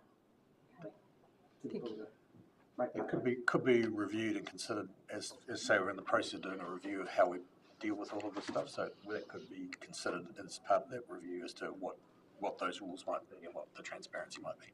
Okay, thank you. And I'm just going to do a poll on page 76 when they talk about Thrive Southland. It's actually Thriving Southland. And I think it would be good to have it correctly worded. Which is it? Down on 9.1, right at the end, continue to enhance engagement with other bodies, and it's got e.g. Thrive Southland. It's actually Thriving Southland. Okay, thank you very much. Thank you for that. I'll update that. Thank you. I note your comment, Mike, that there's a lot of work that's going on in this area. I'm not sure all that work is actually reflected in the document we have before us, and I know you mentioned about the changes in the RMA Act and the implications it will have here for the SNAs, etc. But it would be great to have that updated as soon as we can, but it would be useful to have these dates updated and the timeframes as well, so that we can keep a close eye on that, given the importance of this process to us. And I have a number of other questions, but perhaps I can have that discussion with you at a later date. For example, under 11.4, it talks about ensure there is a process to amend delegations outside of annual review if necessary, and we know why that's sitting in there. And it's got delegations reviewed as issues arise, which is not really what it's about, because it's about there is a process, so we need it confirmed that the process is in place, not that the delegations are reviewed and as issues arise, because we need to be ahead of the game and ensure that the process there is. And in fact, to be fair, that is actually what happens. We probably haven't fairly reflected that in that comment. So that's what I'm meaning about the comments here are probably not reflecting accurately the work that's been done behind the scenes and not doing the staff justice about when someone from outside is reading this. And again, it'll be as another example around 12.3. It talks about the ensure each GM takes ownership of allocated risks in corporate risk register, etc.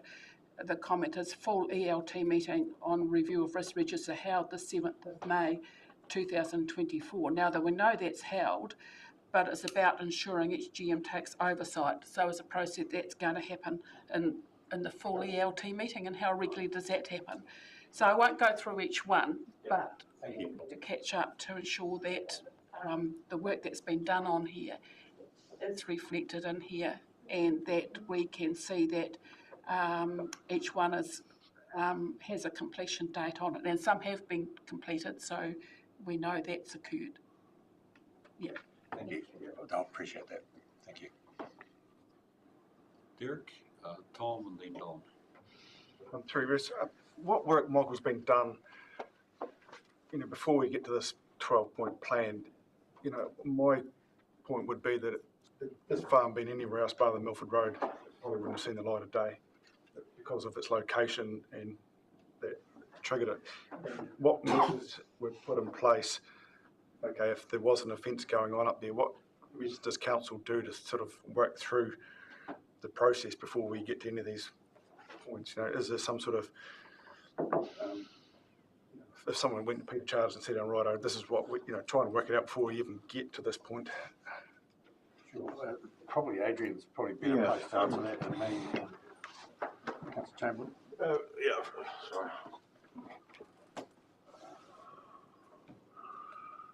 Yeah, Mr. Chair. It depends what people are asking for, in a nutshell. In this case, we found out something was going on. This is obviously pre-me, so I'm back reporting it. But in that case, people looked at it, they made a decision or a number of decisions, and it ended up where we were. So if we were in a similar situation today, and we've actually got a situation like this at the moment where somebody is using land inappropriately, out of the zoning, doing stuff which will cause environmental damage, first thing we do, we go to them and say, what you're doing isn't permitted. You need to either get a resource consent to allow you to do it, and we'll abate you from doing what you're doing at the moment. But if you carry on doing it, we'll have to take further action against you.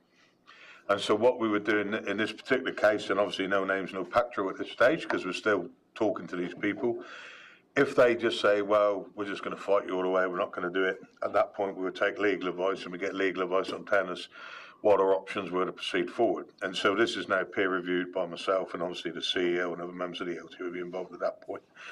If there's a decision then to take action against those people for what they're doing, we would proceed with the legal action. If we decided there was another way, we would look at the other options and discuss it with them. I don't want to go into the bones of this case because I wasn't involved in it, but it would have been done differently. It's very different now to what it was done then, in that the involvement of the group managers and the CEO is there, and also we take legal interventions at appropriate times. So, as I say, I don't know enough about the background of that to comment on it, but I'm confident that if we get to a situation where we're taking somebody to court for what we believe is a breach of the RMA, that we would be in a position where we would be very confident that we're doing the right thing. Thank you, Derek. Tom. Yeah, thanks, guys. I've got an issue with 1.1, 1.3, 2.1, and 2.2. I'm just really concerned about some of the crossovers with some of those recommendations. Based on a discussion that I had several months ago at a community board level, talking to staff about some of the information that we already have. Okay, so a lot of this significant natural area stuff, we knew that when the change of government was occurring, that it was highly likely that some of this would be repealed. We already have access to things like recommended for areas for protection. We already have QE2 covenants. We already have conservation covenants. 50 years of data, which is specific to a lot of the stuff that we're talking about, which is affecting a large percentage of our ratepayers. So I need an assurance from my perspective that we're not going, and I see we're requesting from ES, 3.5 million jobs for nature, I guess I need to be happy in the knowledge that we're not, Wasting. we're not replicating stuff here with a number of points here. How confident are we that we're not going to go down that track, putting Te Ana Downs aside and just looking at the overall 12-point plan? If it's around the planning stuff which you're referring to, I think on the front, is say until we really understand, we're not doing anything much at all at the moment until we understand what the changed legislative environment will be. I don't think there's any intention, we've got about that much work to do and this much resource, so we'll be focusing on where we can make the most difference. So my assurance is we won't do anything till we're really clear. We're not quietly working away on stuff that we know is a complete waste of time. Now that's all stopped. We've sort of gone pause. Let's see what happens with the legislation, and then our team, Francisco's team, is keeping a very close watching brief on all the changes as they come through, and the proposed changes and the signalled changes, etc. Because it's a bit of a mix of what's been done and what's been said will be done, and what we should be looking at and what we should be considering. But it is a bit of a mess at the moment. I can assure you we're not running off continuing with things that clearly are dead. Oh, thank you, Bruce. I've got an uneasy feeling about all this. It was obviously an unfortunate incident that should never have happened, but I'm just concerned that what's happened since that court case is bureaucracy has this tendency to move and grow and not necessarily add a lot of sort of positive change to the way things are done. And I mean, I go to that report on page 66, and these people who paid, they said it was difficult to foresee, difficult to avoid, and difficult to navigate. And yet here we are. Bureaucracy is evolving and growing, and it's an expense that I'm not convinced is actually worth it. And we've had a case, Adrian's talked about a case. I wonder, and I think it sort of relates to what Derek was mentioning, I wonder if there's a point at which, if there is a tricky case, and that perhaps the council can be involved early on before things deteriorate. I think Adrian's going to answer that question, Don. Yeah, through you, Mr. Chair. It's quite a simple point. The reason councillors are kept separate from legislation is legislation is the law. And it's my job to make sure the law's enforced. There is some flexibility in that, but the danger is if you involve individuals who are in a governance role, that you'll have an influence on a decision which you should not have.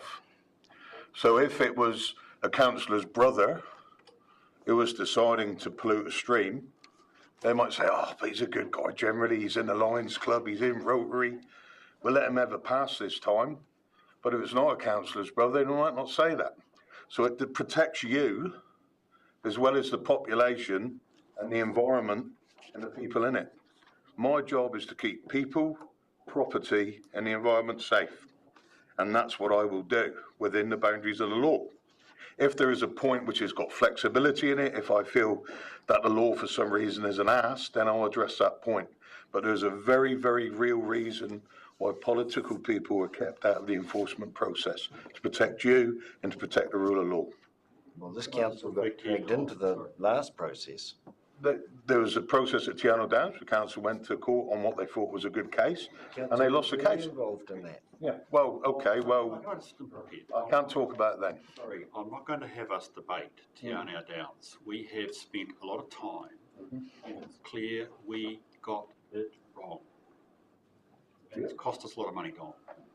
By the time we do say, throwing money away again. Well, I think you have to be very careful in saying that, because you've just said bureaucracy, which is risking slighting the work of these guys at the end of the table. I'm just talking about bureaucracy in general. Please be quiet. I'm speaking. I'll try. I'm wanting to reflect here. If this paper says, is a follow-up to what we must do in light of us legally as a council being on the wrong side of the environmental law. And I'd invite you to go back and read that report and understand where and how we went wrong. I won't repeat it. I'm going to suggest that you actually read it and understand that it required a response from us. And we have, as a committee, gone through that. The paper said $600,000 to fix it, and we've agreed we've got to do it. I think, as a council and as a committee, we should be much more with Michael saying, are we delivering? And we've heard your point, Christine, that actually there's a lot more going on than perhaps is actually said in the paper here. But also, the critical thing, excuse me, particularly around step one, we can't because we're waiting on government advice. To me, it's reasonably simple. We've got it caught out, we have to fix it. The penalty is not just the expenses we had to pay Te Anau Downs. It's actually that we have got to change.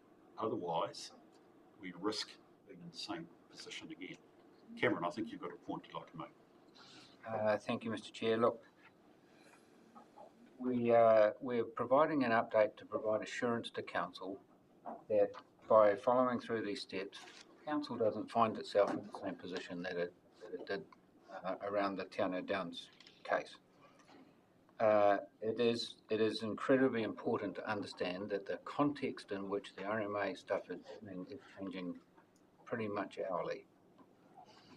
We are not commissioning work that's in the 12-point plan that is undermined by the changes to the RMA. We are, though, trying to do all of the rest of the work which provides confidence that we're not failing on our Lagoima timetables and that Council understands where its responsibilities are. Some of the failings in the last process were that Council was involved in the initial decision, but then the monitoring and where there might have been choices about a course of action after that, that the updating wasn't carrying on. But I'm also required under the Local Government Act to keep regulatory matters separate from the rest of council activities. It's actually specifically in the Act. So we're always walking this line, aren't we, where we're trying to make sure that you as councillors are kept up to date, but on some matters you can be kept up to date, but you can't actually be involved. It's a tricky place to be. And when councils are also regulators, as well as service providers, as well as economic enablers, it's a tough place to be. The purpose of this report is to show you not that we've got 600,000 to build a bureaucracy, actually that we are trying to get through the actions to make sure that council doesn't find itself in the same situation. It's as simple as that. And I think in response to some of the questions, Cameron and Maggie, you raised it right at the start, step 4.4 from a councillor perspective will be really important. Because it's really going to address, amongst other things, the separation that you've just raised, and I know, Adrian, you've raised that before, which I think will be really valuable in this total process. Any other questions or comments? Yes, Matt?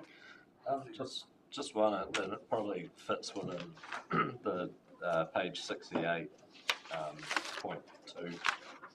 Just wondering whether there's been any just overall look at the district plan from the recommendations that came from that report. One of those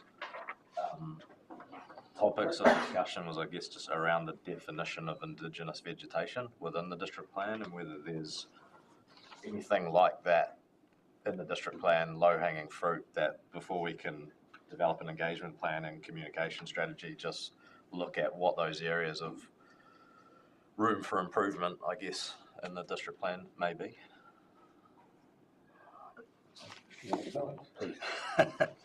There are no easy changes to a district plan. The district plan changes are, by their very nature, expensive, difficult, and not simple. What we're trying to do is develop a plan for district plan changes, because they have to have the whole district plan reviewed in 2028 anyway, because we'd be 10 years old. So we're certainly looking at that, but in the shifting sands that we have in this in the legislative space here at the moment, everything's tricky. So certainly people have been thinking about it because they've read the findings of the Environment Court, which pointed us in certain directions pretty clearly. So that certainly hasn't been wasted. But no, I don't think there's going to be an easy, low-hanging fruit. Just pick that out and do that at this stage.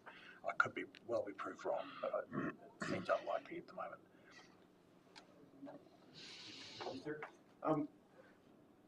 If we didn't have to vote on this now, I'd like to go back to what Margie said about having a workshop and understand. I just feel a little bit, I'm sort of torn down the middle of this argument. I don't feel comfortable voting either way. Is it possible to take it on track and have another workshop? In my mind, I'm not clear on which way I want to go or understand it fully enough to vote. Eric, I'm not entirely certain that there is. I mean, I think we have to. Sorry, let me backtrack up. If you're suggesting a workshop again on what happened at Town Our Downs. No, just in the plan there's a workshop on the 24th of July. Oh, yeah, and we think we've agreed that's really important to have. So I think that's come from what Margie's raised. In fact, Margie's point was, Derek, we should do our best to make certain it's scheduled at a time when all councillors are available. So is that not what you want? Yeah, that's what I want. I just need to have that workshop. Yeah. And I just don't feel comfortable at the moment voting on this. And in my head, I've got a bit bigger. The vote we have here is about the broader aspects of actually where we're at with the plan and have we got assurance that the steps that were agreed to be taken is actually being done. This is not commissioning new work. This is not spending new money. This is not anything other than, as Anna's pointed out, it's for our information. But most importantly, our assurance that management are getting on with the job we previously identified as a long time.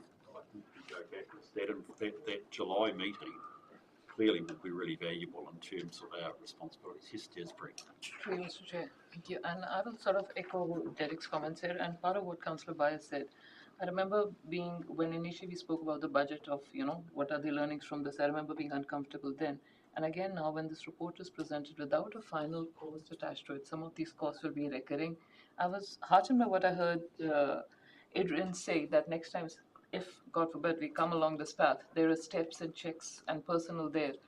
But like some of these costs, we all know, we've all seen manuals, putting a manual with 25,000, will that stop this happening next time? No, not really, until, there's a personnel there or we've got a process sorted.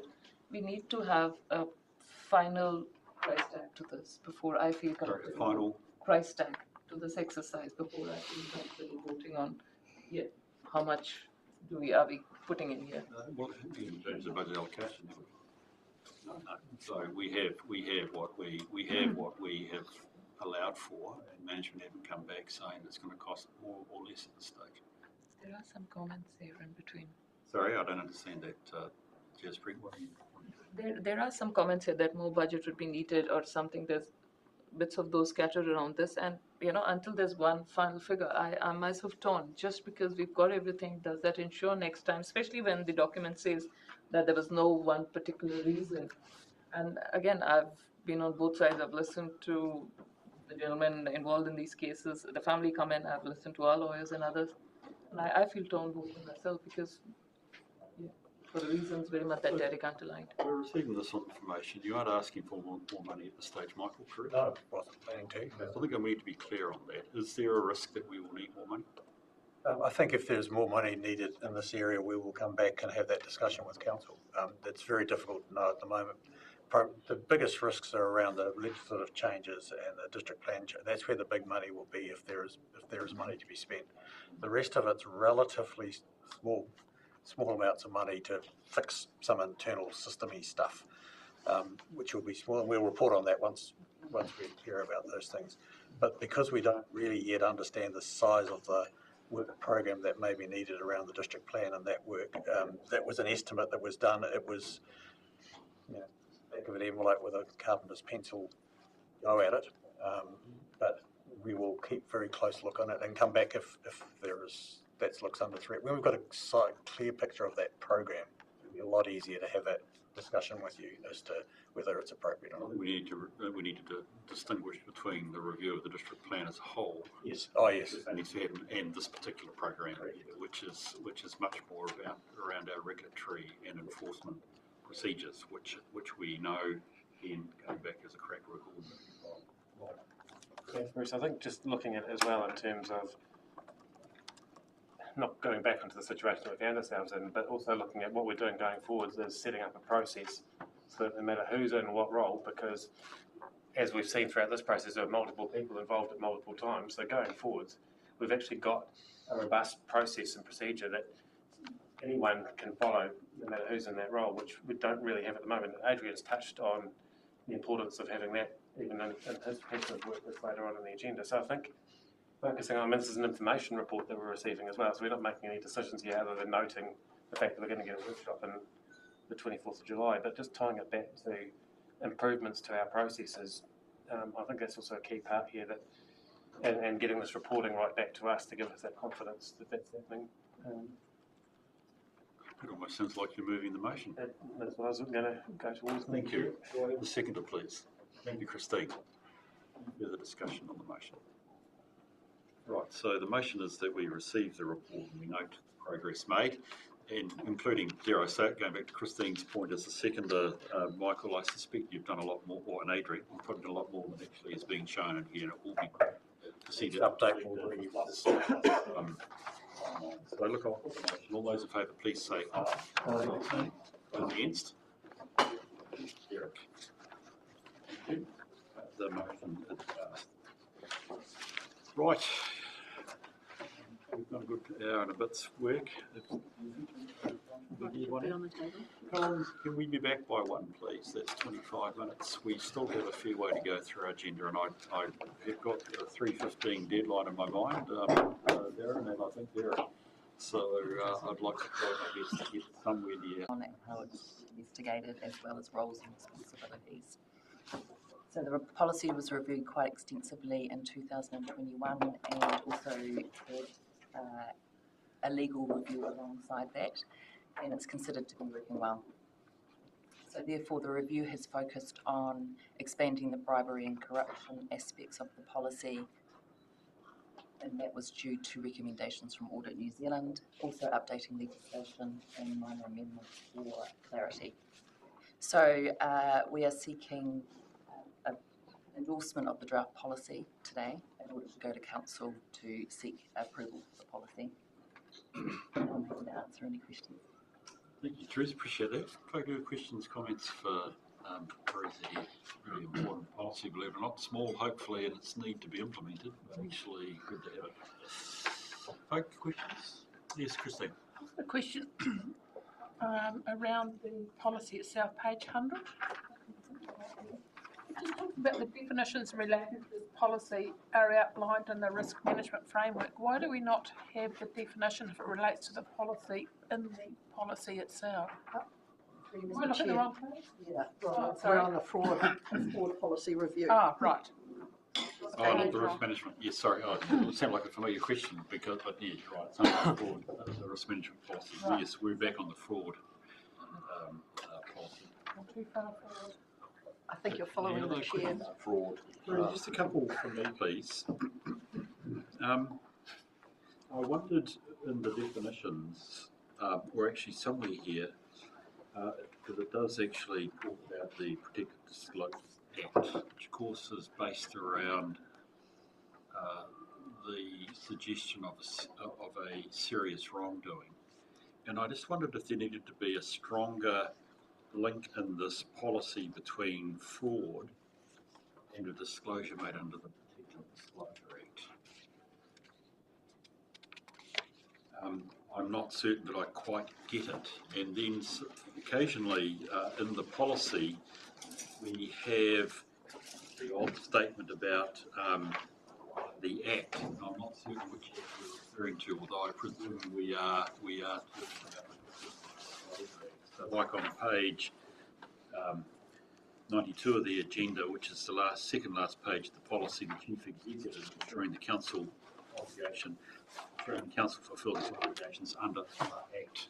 And it's not I'm assuming it's the PDA, but it's not clear from that. So I just wondered if we could do it. But my biggest issue was actually just placing fraud and serious wrongdoing. They probably overlap almost totally, but I wonder if they do, and there needs to be some clarity around that issue of serious wrongdoing. So the Act is the first entry under definitions. Appreciate that, but I'm talking here about are all cases of serious wrongdoing all cases of fraud? No. No. So it's see, that's the point I'm trying to make. This is a fraud policy. Mhm. So I'm just trying to place in it because we've mentioned the Protected Disclosure Act, and if we're agreeing that serious wrongdoing is a different sphere than straight fraud, or the two can overlap. Really, this becomes a question: how does the fraud policy interact with our obligations under the Protected Disclosure Act? So the fraud is overarching, but then when you get to the serious wrongdoing under the protected disclosures, then it gets to another level, and that's when the serious fraud. That's what's missing. That's exactly my point. The protecting diagram is one contextually larger than the other. Mm-hmm. Where does it fit in? The point I'm trying to make is where does it fit in? For me, it's not clear from reading the policy. There is further information in the fraud response plan in regards to that, about the levels of. Yeah. I didn't include it because it just No, and I'm not, wasn't part of the. Excuse me, I wouldn't suggest that you do. This is a policy, remember. So all I'm trying to do is reflect this. Do we have a separate protected disclosure policy? Yeah. So I mean, I think there's a question about how the two fit together, and that's you've nailed it for me. So I'd like to suggest. I mean, I don't have any trouble that we move on this, but I'd like to see if I can suggest, if we look at the resolution, it feels like I'm about to move, where it says endorse the policy subject to any amendments. I mean, still progress on that basis, but I'd just like a bit stronger context of how fraud versus serious wrongdoing, or fraud and serious wrongdoing, fit together. I think it would be valuable inside this policy. Any other questions, comments folk have? I will, just in future, I will be very keen to see what the fraud risk register looks like, by the way, but that's for a different day.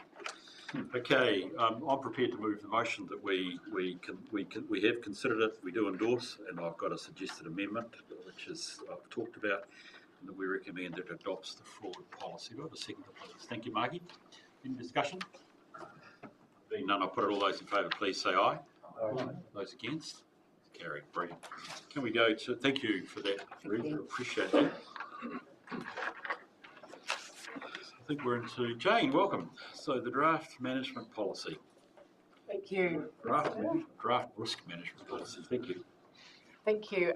So the purpose of my report is to present the draft risk management policy, seeking approval from the committee that is adopted by Council.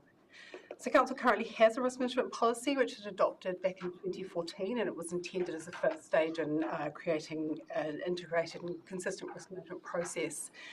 The intention was that the policy would have been reviewed as part of the risk management framework project back in 2018, so that the two documents could be aligned. However, this didn't happen, and the policy has been largely superseded by the risk management framework. So once again, currently, due to the timing of the audit requirements, the review of the policy has not been able to be done concurrently with the framework. But I did want to just reassure the committee that the framework refresh has already begun, and we'll be bringing a draft to workshop with the committee when it meets in September. So just to clarify, the policy that you've been presented with today purpose is to outline at a very high level what Council's position is in terms of its approach to managing risk, and the framework will contain the more nuanced methodology, guidance on how to report and assessments in terms of controlling and treating risks. So the draft policy that you presented with has had a significant refresh since 2014. The key change to note is that it has been developed so that it aligns with the risk management framework as it stands currently, but also with an eye to how that framework might evolve in the review that's taking place now. So we're recommending that the committee approve the draft so that council can adopt it at its 19th of June meeting. So happy to answer any questions you might have. Thank you, Jane. Christine, I think My you've question, got the on your one forewarning of the question, yes. Indeed, thank you. Definitions. Yes, thank you. The definitions could very well sit within the policy. What we've tried to do is keep the policy as clean and high level as possible so that that detail then sits in the framework as the two documents are meant to be read side by side. The definitions can sit in there. We're really just trying to keep it a tight, this is council's position on risk management. The framework will then outline all the different risk terminology, consistent language that will be used across the organisation. But you've got to read two documents to find it. Yes, so certainly take on board, and if you feel there's a place for that, we can certainly add to the add an appendix to the policy. If you feel that it's valuable, it needs. They won't be attached together if whereas governance are concerned with policy. I suppose we're concerned with the framework as well. Just a general comment. Secondly, when you talk about key internal and external stakeholders are consulted regularly, who are the external stakeholders we consult? Very good point. Certainly in terms of looking outside at some of our external facing risks, there are always going to be parties that we're going to speak to, Environment Southland, for example. In terms of climate change, there are external stakeholders that we will be talking to. In terms of the influence on our risks and the mitigations, we've got external bodies that we would be talking to. Ultimately, we'll probably be feeding into what you see is going to be the internal within the organisation, but there's always the avenue that we can approach external stakeholders if it's necessary too. Thank you, Christine. Any other questions or points from folk? Good to have a refreshment. Gives rise to a shorter paper even better. Christine, were you prepared to move that we receive and adopt? Thank you. Do I have a seconder? Thank you, Rob. Motion. All those in favour, please say aye. Aye. Those against? Carried. Could I cut somebody out? That's right. Oh, Margie, sorry about that. Look, we've as long as you're not going to overthrow the motion, I'm not asking the question. Question, the last two pages, 146 and 147, talk about the Finance and Audit Committee Risk Quarterly Update Report draft. So we're saying that is this what's going to come to FNA meetings on a quarterly basis? Excuse me, the policy through Mr. Chair. No, sorry, which one? It's 1 to 10 on page 146 and 147, right at the end of the report. That is the risk management framework. Yeah. So the yes, this template. Yeah. No, this was a suggested template that was developed back in 2018. It's not the template we've moved forward with. And so this is where when we start to review the framework, we'll be making sure that it actually is consistent with current practice. Well, that's great. Thank you for that. Sorry that I cut you off before I moved the motion, so let's stand. Thank you. Thank you. Thank you, Jane. We'll get you back reasonably soon, but I think we've got, I'm on to 7.8, am I up to date? Which is health and safety. David, how are you? Good, thank you. Hand, sir. Thank you. So A3 attached to the agenda and just running through that, lag indicators. Unfortunately, we experienced our first lost time incident for the year, and it's actually our first since 2022. This was following a fall on the ice about 10 days ago, resulting in bruising to the hip. Saying that, staff member had 2 days off work. They were supported a short period of restricted duties and they're back at their normal work now. While the lost time at that lower end of the scale. Other events, we've had a significant focus on the contractors' role in relation to the plant and equipment machinery in our critical risk list. And this occurred on a section of road where the shoulder and water table are at a low height, and it was a reasonably low energy event at the time. But just up the road, that height changed significantly, so the potential risk for us was a lot higher, and hence the time being invested into it. Given the discussion just about the risk management framework that we're heading into, something that's popped up so far in the investigation is that our risk matrix table is different to that of the contractors. So as we've backtracked through the process, tendering process, etc., we've found they have identified the risks associated with some of these activities at a much lower level than what our matrix would indicate. However, because that's expressed in the documents as green and low and that sort of terminology, it's passed through the system. When applied to our matrix, we would probably ask for more controls to be put in place normally. So it starts tying into the critical risk roadmap, where we're looking to plan and be ahead of our projects heading into 24 and 25 as to what critical risks we see attached, and planning assessments around that high risk work as a result. So a bit of work there and some change as to how we look at it and planning before the work's occurring. Anything else? And we also encountered a medical event where staff responded with first aid, so demonstrated that we've got an effective emergency response in place amongst our team. It's a good brief report. I just wanted to reflect that probably I'd like to probably talk to Fran about this. I think at the last meeting we discussed that we need to get information, particularly around staff wellbeing and the broader aspects that fit within that. And I must confess I was expecting to see that with this report. Now that may not be totally in your sphere, I don't know, but it tells me a bit about the lag. I think a lot about the system, more about the well-being and that aspect of health and safety within the organisation. It's not here. I'm looking for it for the next one, and I'll have a chat with you and Fran afterwards. I think we are got a report here that's a bit skinny. I've got some belated detail here to be on the wellbeing side of things that unfortunately isn't in my report, but we were able to retrieve from our provider this morning, which I can speak to and add. Right, you're happy? You haven't had a chance to either copy this up or circulate around council? I've only received it coming up to lunchtime. But I can give a brief outline and share that going forward. So we've, on an ergonomic basis, we've completed 32 checks with staff so far year to date, as far as their workstation setups and or activities out in the field. In-house flu vaccinations have been offered across the staff, with 71 staff availing themselves of that opportunity through May. There's been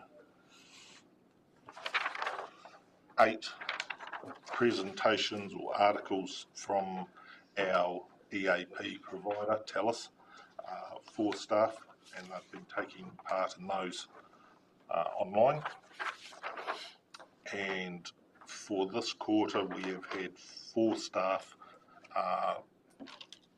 engaged with that provider for services, and the categories that they're referring themselves under relate to personal items or non-work items outside of work, such as relationship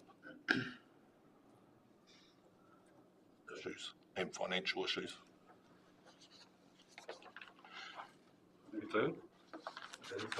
Start. And obviously we're good to get that. We'll get that incorporated. But I appreciate that we get that right this time. Oh, yeah, through you, Chair. I guess based on the question that you've just asked, look at the content. I guess there's a correlation between that and using lagging indicators that are those that look at past performance and safety. These are traditional safety metrics.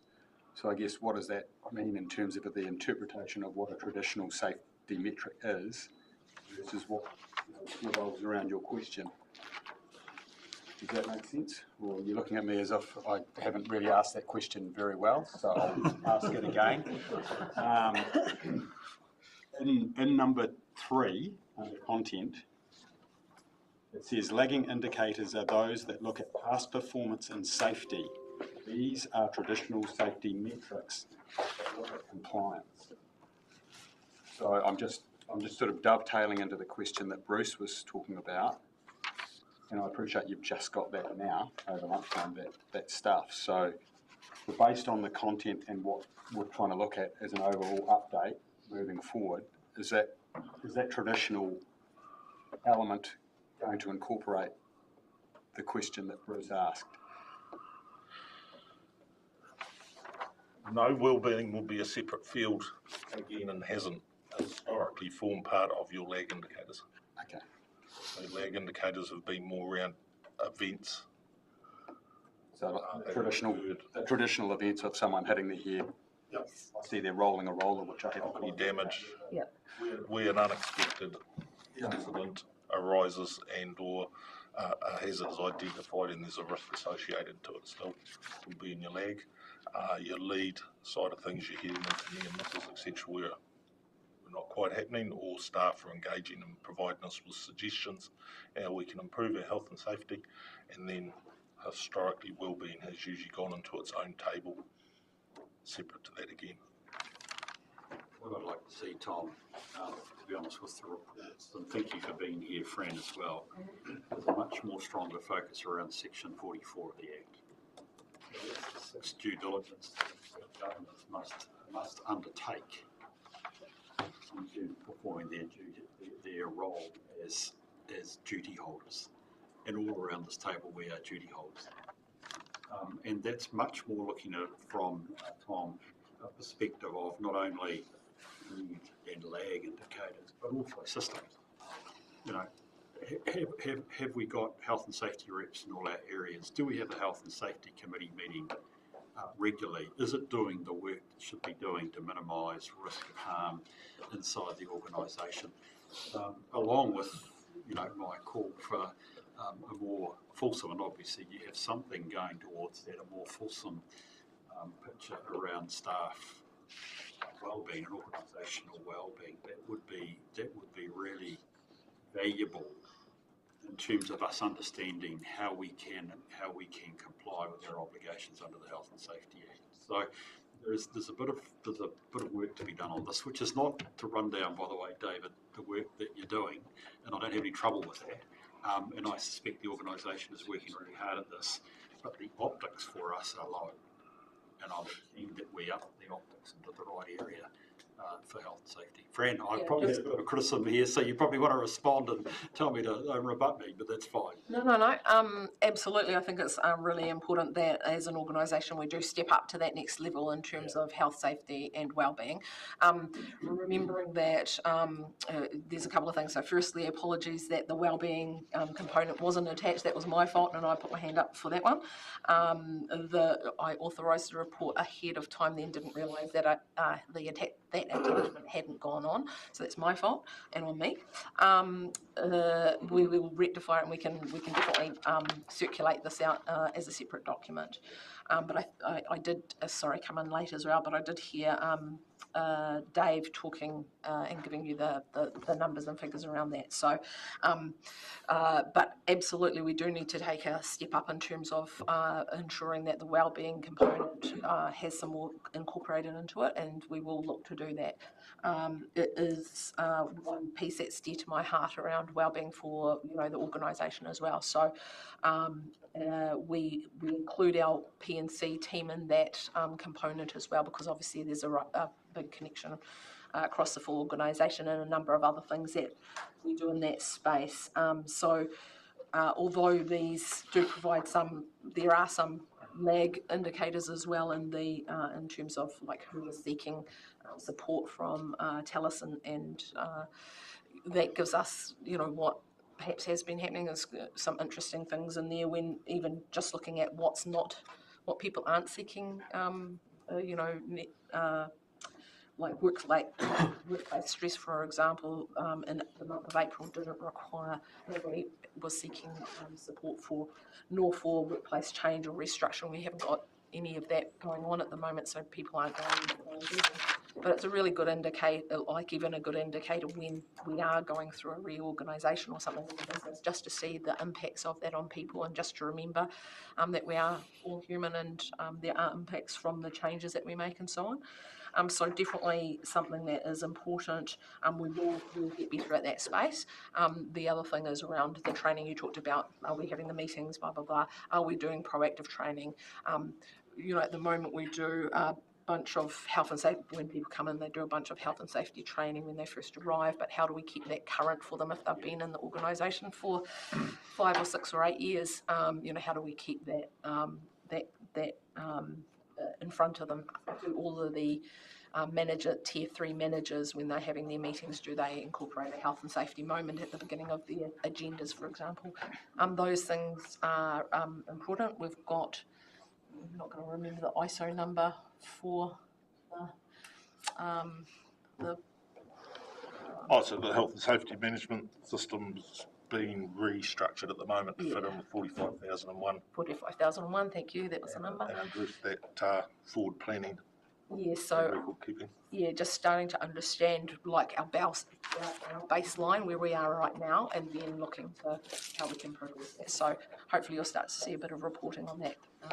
Look, I'm a big believer in being borrow and steal. Yes, absolutely. What I would suggest you be borrow and steal from elsewhere, which would that I think Christine.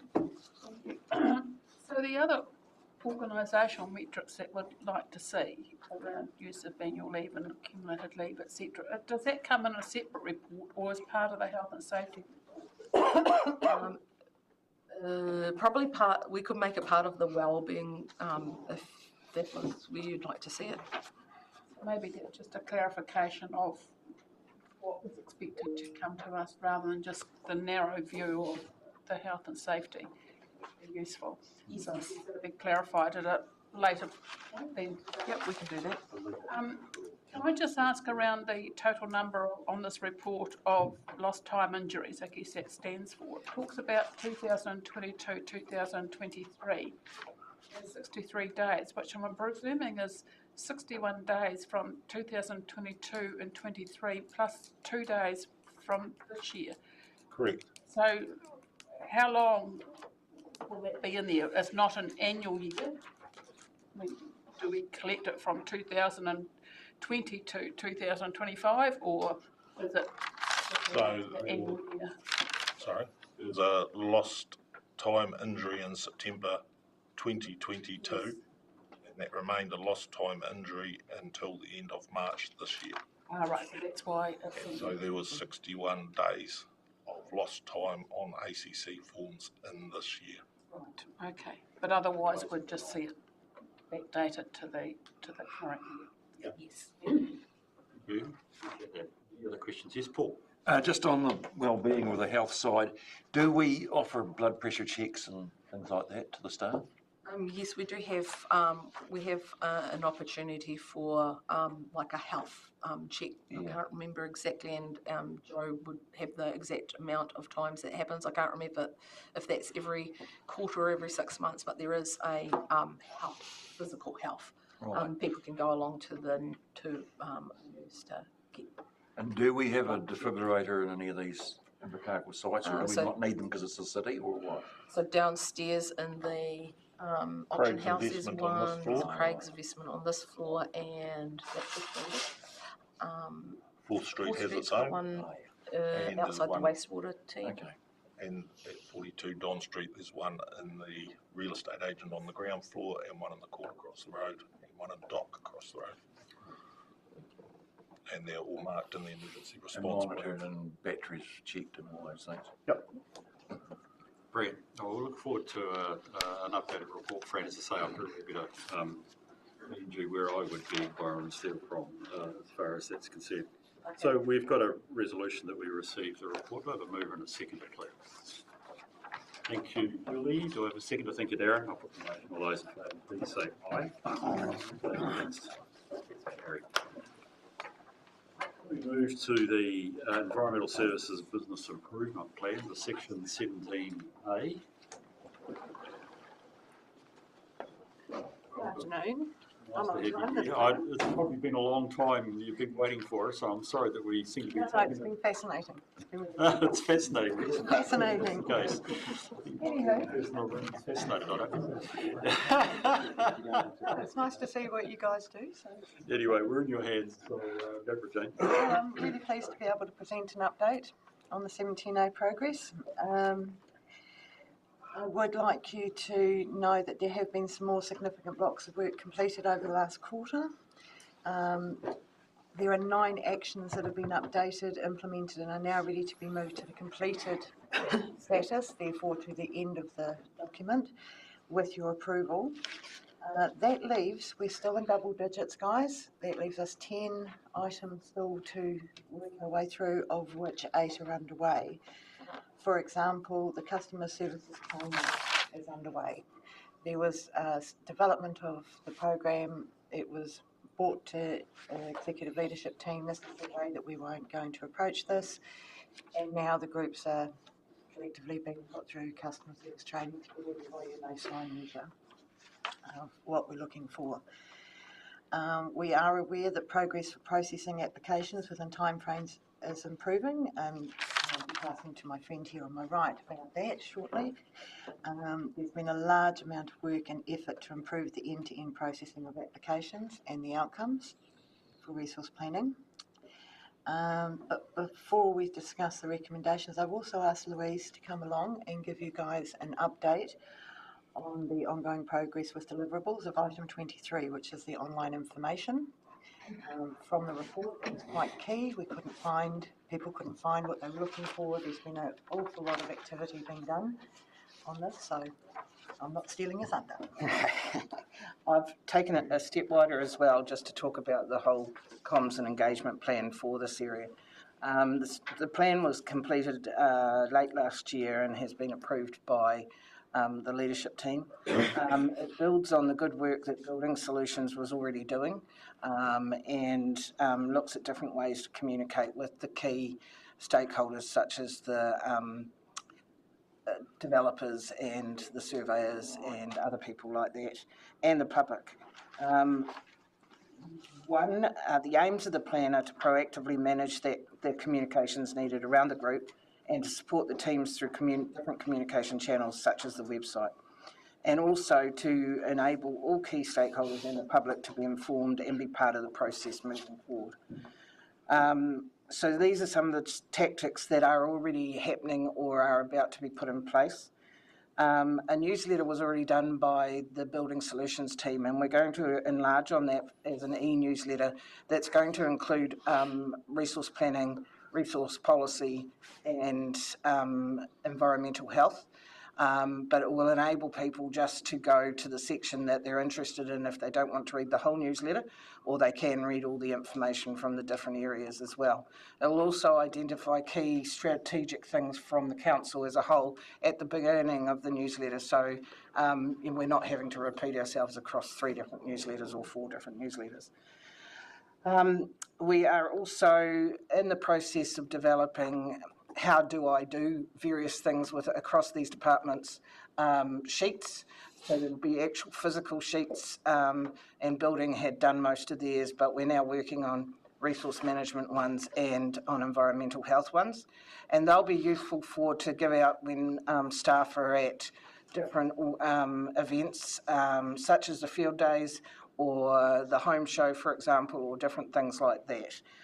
The same information will be used on the website, but we won't be putting up the PDFs because that's just another click for people to go into. So we'll be using the information and putting it directly on the website. We are going to run the survey again to see how people that we talked to last year feel that we've improved again at the end of the year. We're also going to, so now the focus I'll talk about is the website. We've done a lot of work around both updating the information that was there. There's still an ongoing process with resource management, and there's a lot of work being done there, and as we go forward it will continue to be updated. Building Solutions is well and truly on top of that, and again we're working with environmental health to do the same.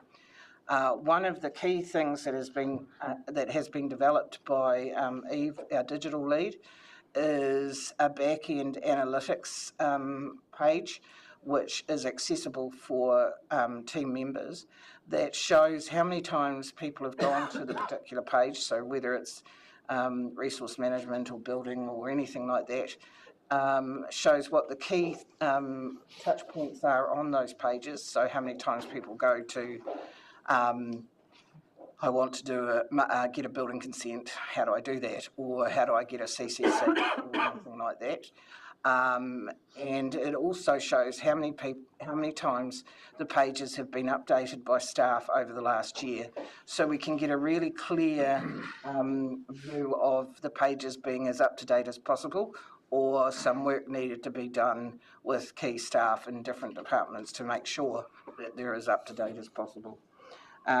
So we are working closely with the different teams to try and get that information up as soon as possible and in ways that will engage with the users and things like that. A FAQ system is also going to be set up within the phone system so that customer service staff will be able to answer basic questions. So instead of having to try and get them across to a planner or someone like that when there's no one there to take the phone call, means that customer service staff, after a wee bit of training, will be able to answer basic questions for people that just have got broad brush interests, and so they're not put on a wait list to be rung back by planning staff or building staff. I think that as we go forward, this will become more, the plan will become more about the day-to-day business rather than based around the Section 17A review, but that's how a good plan would work. It develops as you go along. So any questions, happy to answer. Thank you for that. Adrian, was there anything you wanted to add to that, or are we into questions? Over to you. C'est moi. Mr. Chair, for you. We keep making good progress. I'll start with the building team. We lost our technical lead, our quality lead, and one of our coordinators recently, but we've managed to recruit the technical lead, and that was today, so that's good. We had a quality lead who was going to come and work for us, and then his partner moved to Hamilton, and he followed her, and following the love of Southland District Council, which I think is sad, but that's the way the world is. And we've recently had a building coordinator had to move out of the road because of family reasons, so we're recruiting on that side. The team's still pretty strong, though. Last April, we had 88% of consents processed within 20 days. And if you consider we're coming off a mark, which was very low, only a few months ago, that's really good. And in May, we had 92% of consents processed within the 20 days. So we're not quite there yet. A lot of the small percentages are down to legacy consents. When I checked a month ago, we had 7 consents, which were very, very old. And they were still extant for a number of reasons, including requests for information not being provided, but they were over 20 days at that time. I understand as of today, we've got 1 left, and that one is just very, very complex. And again, we're waiting for further information, but one way or the other, we need to get that one moved on so we can go to a brighter future. Just in context, the building team have issued 274 consents this year, so they've been pretty busy, as well as COAs, which are certificates of acceptance. They've done 38 of those. Certificate of public use, 6, and they've done 89 PIM. So they've been pretty busy across the board, but they're doing a good job. Resource consent team, we lost our team leader resource consent last month. However, we've managed to roll with that, and the team are doing really, really well. Since January the 1st, we've had 110 applications lodged. And of those, we've issued 32. We've got 52 being processed. We've got 14 for afforestation, which is a new thing, which we're waiting for the go button on that to actually start processing them and putting them into the system. We've returned a couple, and we've got 6 of 8 in payment, which we won't process until they give us some money. In short, what that means is if you put a resource consent application now, you pay your deposit, it will start being processed immediately. Really good news is that we have not given any consents to outside contractors in the last 10 days. So we're now keeping them in-house, and that's the way we want to keep working. The reality is we will need to give some to outside contractors purely and simply because we just get lumps come in, and we've actually got a lump come in today. So some of them may have to go outside, but it's more about getting the job done than simply saving money. We've had an awful lot of requests for service this year. We've had 509. We've dealt with 486 of them, and there's 23 needing action in, but they will have come in the last week because we were at 0 last week. And we only have 40 invoices which are in train of being issued. So again, to put that into context, at the end of December, we had 129 invoices which hadn't been issued for 8 months, and they've gone. So the 40 we've got in train now are ones from the end of last year, which were still being processed for this year, and new ones from this year. So I'm really happy with the progress the team have made on that side. Our holds clock, which is consents, which for whatever reason are on hold, it's normally down to the people with the consent application rather than us. They've gone down from 296 to 176. So again, we've cleared out a lot of the stuff which we didn't need there. And we've started transferring stuff across to the CM10 system. Of 74 applications that we needed to transfer across, we've got 73 over there. We've just got 3 left. So it's not just been a case of churning through the consents. It's been a stage of changing our processes, training our staff so they know what they're doing. So it's a reciprocal process we can do again and again and again. And we've got some fantastic people in there who've made this happen, not just in our team, in customer services, in the admin team, in the finance team. We've had some really, really, really good help. So that's been great. We're recruiting for the resource consents manager at the moment, and we'll see what we get on that side. And we've got a senior planner vacancy that we're recruiting for as well. And so these are existing vacancies, they've not been new ones, so they're going to get filled. So the resource consent teams is looking a lot healthier than it was. Legal and compliance, as you know, we had 9 months without any compliance officers on the RMA side. We've had 2 for the last 3 months, and they're doing a great job. There's a lot of legacy stuff they're picking up, but they're also responding to the most urgent, up-to-date new stuff that's coming in. So they're working in that way. Animal control, we replaced an animal control officer who did an internal move yesterday. We've got a former police officer, a fellow called David Blank from Winton. He did 38 years as a police officer, community copper, knows all the people, excellent recruitment for us. And he's gone into a compliance officer role, which is also animal control. So that's put us back up to strength there. And again, we're waiting to recruit a team leader into that team. Fantastic applicants. We've had, I think, 16 applicants, with 6 were really, really high quality. So we should get a good one out of there. Environmental health, we're down a senior environmental health officer, which is half of my environmental health officers. And we are recruiting for them. We're struggling to find one at the moment, but we'll carry on. We'll get one eventually. We've got a new licensing officer in place who started 3 weeks ago, and she's making real inroads. She's doing really, really well. And we're clearing the backlog of mainly alcohol licenses, which were not critical, but they were there, and that's going quite well. We did all of the audits we had to do in May. We've got 16 due in June, because these are given to us by the Ministry of Primary Industries. We don't have a choice of when we do them anymore. And those are lined up to be done. And we have 4 licenses. So this is your hairdressers, funeral parlours, that sort of thing, which are currently due renewal. So all in all, they're keeping on top of it, although obviously they're short of bodies at the moment. Other work, Louise has talked about the website. I know we have a lot of information from the resource consent team, should hopefully be going up this week from Jess Hollis. And that's on consent conditions for subdivision, which is one of our major pains that we get all the time. And these are standardised conditions. We put them through a legal review. We know that they're right. And so if people want to apply for a subdivision, they'll see the sort of thing they need to consider before they put it in. SOPs, we've started a project to write standard operating procedures for everything we do. There'll be a group-wide SOPs, and that will bear fruit. It'll be part of the manual which we're writing as well. All staff have gone through a training review, so they've all been offered CPD, and where they need it, they've been told they need it, and they're doing it. And so we want to keep people employed in that way. One of the major bugbears, and I'm sure all councillors hear this, is about Section 73 hazardous land information and Section 106 under RMA, which is the same thing. I've been trying to speak to ES about this since I've been here, but I've now tracked down the person who I need to speak to at the right level, and we'll start talking to them about the quality of the information that we need. But we may have to look at another way to get this information. So one of the ways in which if a developer comes to us and says, well, I want to build here, and we say, well, the information we've got tells us that it will be prone to flooding or erosion or whatever else, but we can say to them, but if you can provide us with credible information that shows that our information's wrong, we have to take that into consideration. And that's a thing we've not looked at before, but it needs to be credible, and so we've got to work out how we get to there. We've got some work going on housing. I've mentioned it before about people who living in sanitary houses or what don't want to move or do want to move and they're making it in sanitary on purpose. These are just little side issues for us that we need to deal with. And our last court case was due in court on the 29th of May, but literally the day before the person is an RMA offence pleaded guilty.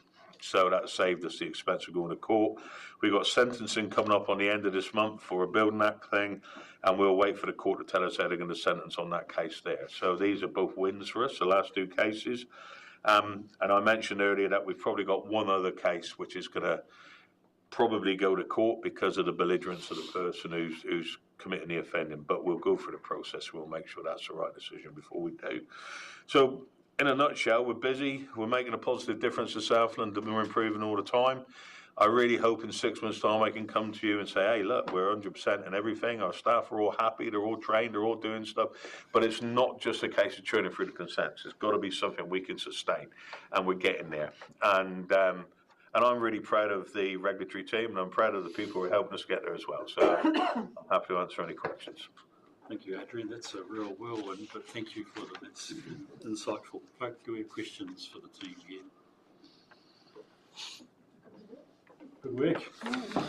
Look, very happy to see completed items. And I was wondering whether they were quite complete. That was all. If I can say that, it's things like on page 163, where I read down. It was task or priority 23. Legal compliance new team is documenting processes, yada, yada, yada. So that's the active tense, not the past tense. So I didn't know whether it was really complete. It is or active. There were some gaps. It is active in that it's a new team and they're building a new team. Yep. But they're also part of the part of the delivery group meeting that I have every fortnight. So I'm constantly saying where we'll be at, and I'm confident that they're going to get where they need to be very shortly. It has been a case of recruitment, getting them on board, getting them trained. Yeah. I think if I understand correctly, though, what you wanted us to do is to move these items designated complete to the completed register, and I was perhaps just checking. I'm happy that they go. Yeah. I just would like, I guess I'd just like you to assurance that if there are any gaps, and that seems to me to be a gap, that actually you're pretty confident it's going to be done. Yeah, and we've brought in Amber, who's looking after the legal and compliance, to attend these meetings as well, so that I'm getting it from the horse's mouth, so to speak. And I'm saying, well, where are you at with this? It's no different than item 23, the simple guides and fact sheets and things. Now, that's now become part of our business as usual going forward to make sure that we don't ever go backwards in our communications. So I'm confident. So the survey, I'm going back to page 158, the survey, particularly of customers, is going to be really important that we're going to do in November. Yep. Important to see us move from the baseline of last year, and obviously for building services, the IANZ audit in February will be a critical beast. It actually makes me, perhaps I should put this in a different way. How can we help you more? Are we getting to the point where we can close this project off? I believe so. Of those ones that are left, a few of them were quite low priority, and within the Morrison Low report, they were more nice to haves as opposed to being a major issue for council or for the customers. And it may well be that if I turn up next time, I'll be saying, are you comfortable that we have done enough due diligence to look to see whether this can fly for the council? And a lot of it's about the cross-council collaborations. And there's a lot of informal networks and formal networks already in place, but trying to get it to that next step isn't just down to this council, it's down to all of them. I'd like to make a suggestion, and I've been looking at our work program for the coming year. Yep. I'd like to suggest we keep up the reporting through this year. Yep. Those two surveys, or the accreditation and the survey, seem to me to be the customer acceptance of the experience. So I'd like to suggest actually we work to a March 2025 when I think the report should be a closeout report. If you ever want to go onto the website and look at our forward program, if you have more reporting in June, but I don't think we need that. Okay. As long as you folk are comfortable, well, let's see the external results show it. Yep. I actually think we could work towards a closeout, unless it's helpful for you that we keep going. But I don't want to unduly. If there's any barriers that suddenly come up or anything like that, yes, definitely, I'd like to come back to get your support. But apart from that, always welcome. It's your own risk. You've got 9 months. If in 9 months, because it roughly fits with your dates as well. Where the exact. Okay. Any other? Yes, Rob. Yeah. Thanks, Bruce. I guess want to acknowledge the work of Adrian and Jane and the team. It's not a very accurate measure, but the mayoral measure on customer satisfaction. Like, we haven't got that report there, but I've certainly noticed that a massive change in sentiment out there, and instead of getting complaints, I've actually been getting compliments. So I have seen market improvement backing the good work that Adrian just mentioned that he's been doing. So yeah, just an acknowledgement of it. Thank you. Right, and it's part of the reason I got that we can aim towards a closeout report, at least from the formal reporting that's required here, not necessarily ELT or wherever else you need to go inside the organisation. Yes, Darren. Following on in similar matter to what Rob's just shared, I was talking to an architect in Christchurch on Sunday morning, and he was raving about his interactions with your department, so well done. It's good to pass that on as well as the others. So. Matt, and then John. Thanks. Yeah, again, congrats on the momentum and everything. I just have one kind of open-ended question around, and Adrian, you mentioned some of the RFIs that go back to applicants. Is there any, I mean, we've talked about everything from kind of dog control, hairdressers, subdivisions, building consents, particularly around subdivisions, building consents, that kind of growth element in the communities. Is there any trend in those RFIs going out? Is there something like, as far as highlighting gaps in data? So through you, Mr. Chair, as Louise indicated there, they can do the metrics, so we can find out exactly what people are asking about, and then we target our information going out. So we're trying to eat the elephant by taking out the tastiest bits first. So if people are always asking about subdivisions, we'll talk about subdivisions on our website, or we'll get out to the consultant group and talk to them about subdivisions. If it's about, what do I do about a barking dog, we'll push on the barking dog stuff. So yeah, it's informed information that we're putting out. I mean, the reality is there's only so many of us, so we've got to target as much as we can. But as we knock the bigger ones off, it should hopefully become easier. So. Is there any areas in, I guess, where the RFIs go back to an applicant, focusing around floodplain management or hydrology? Is there areas of data that, in that collaboration with other councils, we need to get a bit of emphasis on closing those gaps? For you again, Mr. Chairman, the flood data and information is the bane of my life at the moment, and the issue is we're in a real between a rock and a hard place. So if somebody wants to build somewhere, the information we have available to us, which might be 40 years old, tells us that place is going to be affected by flooding in a 100-year return event. We have to put a Section 73 notice on it. We have to put a hazard warning notice on it. If we don't have any better information, that's our option. Now, the one option is for the person who's building the building, they can ask for a determination from Ministry of Building, Innovation and Employment, and they can say, you're wrong, council, let them have it without the notice on, which is fine. The reason we're so insistent on it, one is was protecting the people, their property and everything else, is also that if we don't give them that and it floods and it's a 1 in 100-year event, we pick up a liability. And the people who produce the information for us, Environment Southland, have no liability. So this is the real quandary of how we've got to work it out. So we've got a couple of cases going on at the moment. One in particular, I think they don't really warrant a Section 73 notice. However, on the information we've got at the moment, it indicates that erosion is going to affect their property. So we're trying to do all the due diligence, get better information, clarify what information is there to assist these people. So this is where I mentioned earlier that we may have to look at another way. My conversation with Environment Southland is, well, you know where our main population growth centres are, so would you please do some flood modelling around them rather than district-wide or on your coast? Again, it's their decision, I can't do that. If they won't do it, our options are to say to the developer, we'll get us some credible information, or for us to say, right, I come to you guys and say, look, we need to spend X dollars to get this information to allow development to start happening in these areas. So it's a frustration, and we're sort of piggy in the middle, but I don't want to have us pick up $3-4 million bill because we've given the wrong information to a subdivider. So, yeah. So there is room for closing some data gaps, but how to go about that is. Well, we don't own the information at the moment, and to get it, we'd need to pay quite a lot of money for it. But again, we might have to look into doing that. But we don't want to stymie people doing good stuff. But again, we don't want to expose ourselves to significant risk, or the people living there to risk as well. So it's a real tough one.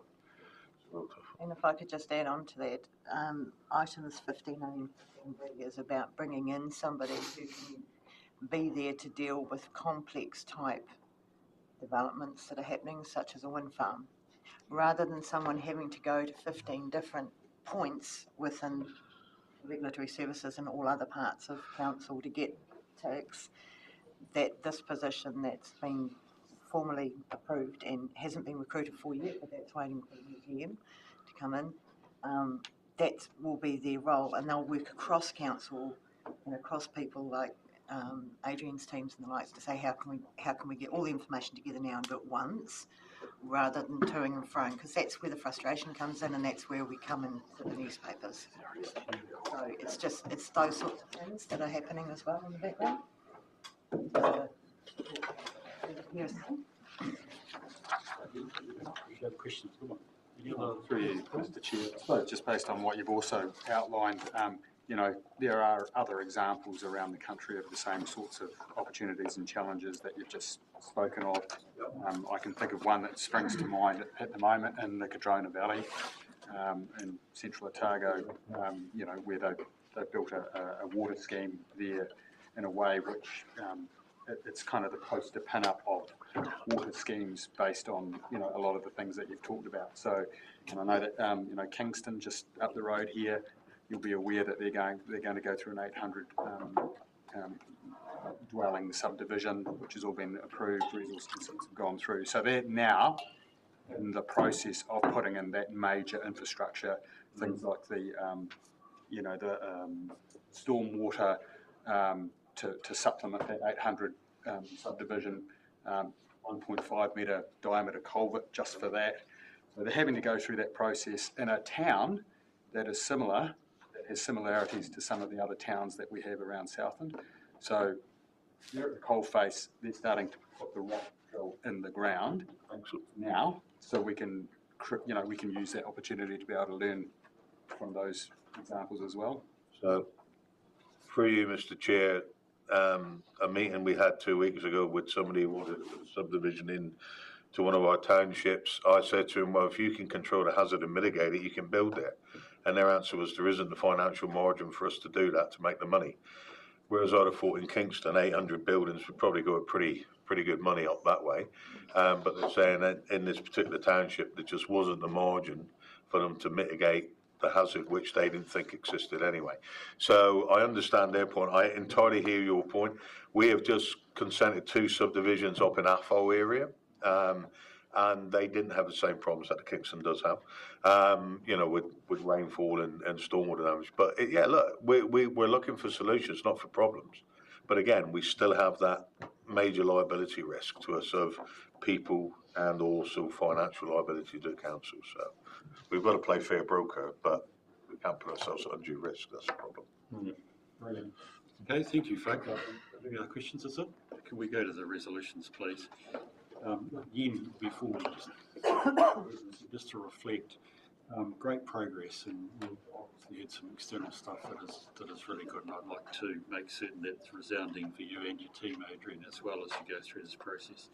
So the resolution is that effectively, in receiving the report, we agree that 9 of the items noted as resolved, which go to a different part of the report, and it's not going to be part of the resolution, but with the view that in it's nearly 9 months' time, it feels like we're getting to a point where the disciplinary advice doesn't need to occur as long as we've got a satisfactory response to the surveys and also a good closeout report from you guys. With the open invitation, if you want more support from us, we're happy to give it as well. So I have a person prepared to move. Thank you, Rob. Second. Thank you, Julie. I'll put the motion. All those in favour, please say aye. All those against, it's carried. Thank you, guys. Appreciate your time. Righty, if we can keep ourselves ticking away. Risk management, I think, Jane. Thank you. Thank you. Thrilling result from the work of ELT. So tell us a wee bit more. No problem. So the purpose of this report is twofold. It's to submit the June quarterly update for your consideration, and it's also seeking recommendation from the committee that Council adopts the proposed priority strategic risks for the next reporting year. I'll talk to the quarterly update first before moving on to the annual review. I will take the report as read, but I would like to note the 4 risks that remain under active watch for the quarter. 3 of the 4 remain assessed as increased as a result of the fast-changing external landscape, much of which largely is beyond Council's control to actually influence. The disaster event risk continues to be assessed as increased as a result. The gaps in the local and regional responses have not yet been resolved. So rather than pause for questions here, I'm going to move swiftly on to the annual review. Over the last quarter, the ELT has completed the review of the top risks. This is a process we undertake annually. However, the last substantial restructure of the risks took place in 2021. Now, you saw the risk management work programme, which was presented to you in March. It seemed that it was an appropriate time this year to really take a good look at whether the priority risks that we're reporting on are actually the ones that could have the most impact on our strategic objectives. So you'll see how the priority risks have changed, outlined on the table on page 186 of your agenda. Finance has emerged as a new strategic risk area, with its risk description centring around impacts to Council's long-term financial sustainability. Now, work's continuing with ELT to develop what this risk is going to look like, and it will be presented to the committee when it meets in September, a more fleshed out risk. So you've also got decision-making and social licence. These are 2 broad risk areas that have incorporated a number of existing strategic risk areas, related risk areas. And lastly, you'll notice that work has begun to separate out those risks that potentially have more of an operational or organisational focus. And this will start to form the foundation of our operational risk reporting going forwards. So the 9 priority risk areas are presented on page 213 as attachment B to the report, and staff are recommending today that the committee endorses these priority risks for adoption by Council. So thank you. I'm happy to answer any questions you might have. Jane, thank you for a very quick and efficient presentation. Do we have questions for Jane or observations, please, at this stage? Jespri. Jane, would you care to elaborate what do you mean by the social license risk? Sorry, the social license risk. Yes. What exactly are we referring to? Social licence, it's a term that's being used quite a bit these days. It's talking about basically Council's social licence to operate in the community. It's about whether we've got the approval of the community to be undertaking our business. So it's about what would happen that could cause us to lose that approval, reputational impacts. Are we seen to be acting responsibly? Are we delivering the services we say we're going to deliver? So these are all the things that might influence that area, our ability to have the social licence to undertake what we say we're going to do.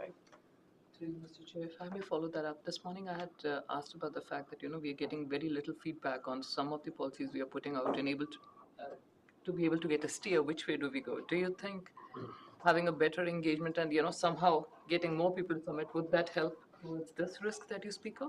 Yes, through you, Mr. Chair. Certainly engagement with the community is a really key part to this risk. This risk is very much, we've got a risk there, strategic relationships, which is a separate one. This is very much focused around our relationship with the community, and that ability to engage with the community is going to be key to mitigating.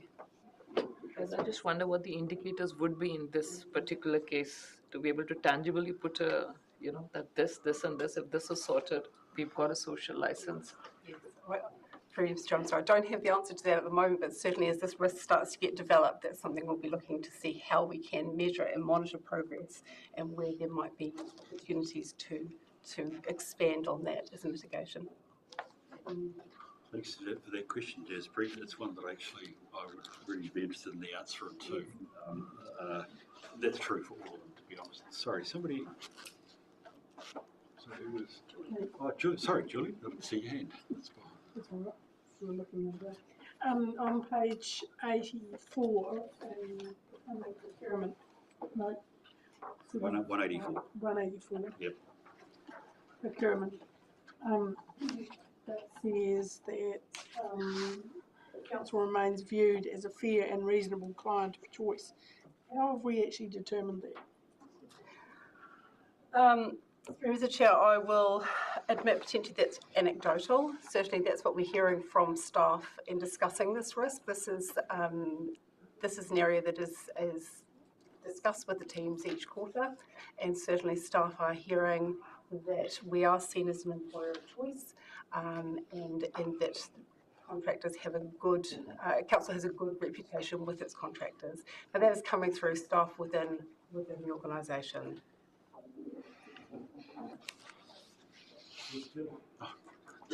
Christine? Must be a long day. Sorry about that, Christine. No, I just struggling with some of these risks as well and how tailored they are to this council. So number 84, there is a risk that in waiting for central government direction, council stalls or loses momentum in key projects at second decision making. But there's also a risk in not doing that. Yes. So whichever way, yes, we're kind of caught. So I wonder about the reality of some of it, because you feel very negative, I guess, after reading through this report. And that's just the nature of risk, I guess. But also 85, it talks about at an internal level, there's a risk that the shifting of targets, ad hoc reprioritisation, or expansion of the work program could create increased complexity and efficiency. So it kind of suggests that there is a risk that we would be doing that on an ad hoc basis. Now, if that is the case, I'd be most concerned about that. So why is it sitting in there? Thank you for your question, through Mr. Chair. I think that strategy and direction is a very nuanced risk. I think as the risk actually does state, there are positives and negatives in terms of whether we move forward with the plan or whether we waited for firm direction. It carries both risk and opportunity. It's neither positive nor negative in terms of we just have to weigh up what the consequences might be of moving forward too fast and what the outcome might be, or standing still and maybe losing opportunities.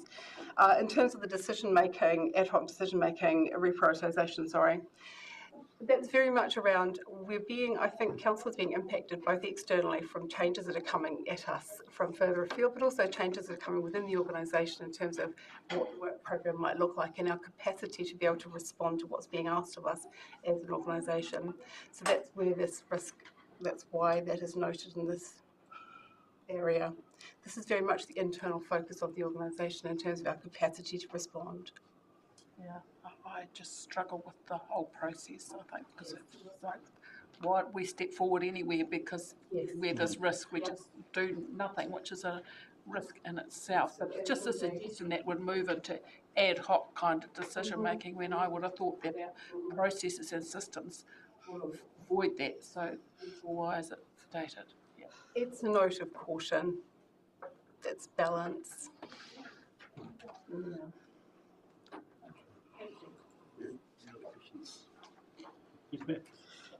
Thanks, Bruce. Paragraph 34, just around the representation review.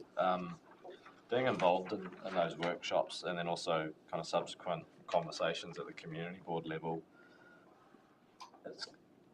it may be again like an anecdotal thing in this paragraph, but the paragraph of the likelihood is considered low as there appears to be little appetite in the community for substantive change. It's like within the representation review, there's been like 4 options suggested one with quite significant change, another with a little less, and then the one that appears to be in the current conversation, the community appetite is not for substantive change. But in those same workshops, there's been discussion around, well, what is the actual kind of wider future of representation, and I guess alluding to the future for local government review and that side of thing. And in those conversations, it does appear to be at least an appetite of what does it look like, what could that be. So I'd have to kind of contest this paragraph, the way it's written, in the current representation review of what's been suggested to the community for this review. There's little appetite for big change, but in those same workshops, there's also been, but what about the next option? Yes. So, yeah, I got to probably contest, even though it's probably an anecdotal comment, from what I've witnessed within those work streams and community board meetings. I don't think there is little appetite for change. It's just little appetite for the big change of those four options.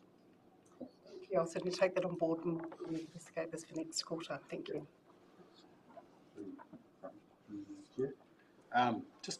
Under the Three Waters, all of the points under Three Waters 28, 29 and 30 to do with the repeal of the legislation, to do with the appetite for the current government for council-controlled organisations to take over those entities, in line with us as a district council whose strategic priority revolves around how we fund $260 million worth of infrastructure towards those assets/liabilities. Do we have a relationship between ourselves and central government with the meetings that are coming up next week around the infrastructure symposium? And if we don't, can we? Through Mr. Chair, I might allow Cameron to... I've got both Cameron and Rob ready to move. So Cameron, why don't you speak first and Rob can... Correct. There might be the wrong word. I think I've got a direct answer is yes, we do have a relationship with government departments, and the Mayor's been in direct contact with the Minister. But I think the paragraphs in here, 29 to 31, were written approximately last Wednesday, and the legislation was presented to the House under urgency on Thursday afternoon about 4:30, and we have until the 13th of June to write a submission. Those are the steps around potentially setting up CCOs or not. Rather than get bogged in it now, because actually it only happened on Thursday afternoon and we're trying to digest it, as a sort of a general observation around a number of the legislative changes that are underway, that what is telegraphed in advance, what's signalled in advance about what might happen and what the implications are for either us or regional councils aren't necessarily what actually happens when the draft legislation comes out, and isn't quite necessarily what happens when it gets passed. So if I just go back earlier in the meeting, you alluded to the fact that it was obvious once there was a change of government that something was going to happen. Unfortunately, we don't have that level of accurate foresight. We have an idea of something that there has been indicated might happen, but how it actually plays out and then what's the impact for us, we're actually citing that as a risk at the moment. And we have a risk, if you like, that an appetite is created in the community for something that actually doesn't quite manifest itself in the legislation. And that then puts us in the social licence space, where we aren't able to meet that expectation in the community because actually that's not what the law ended up saying. So I prefer not to get too bogged in Three Waters, Mr. Chair, if that's okay, because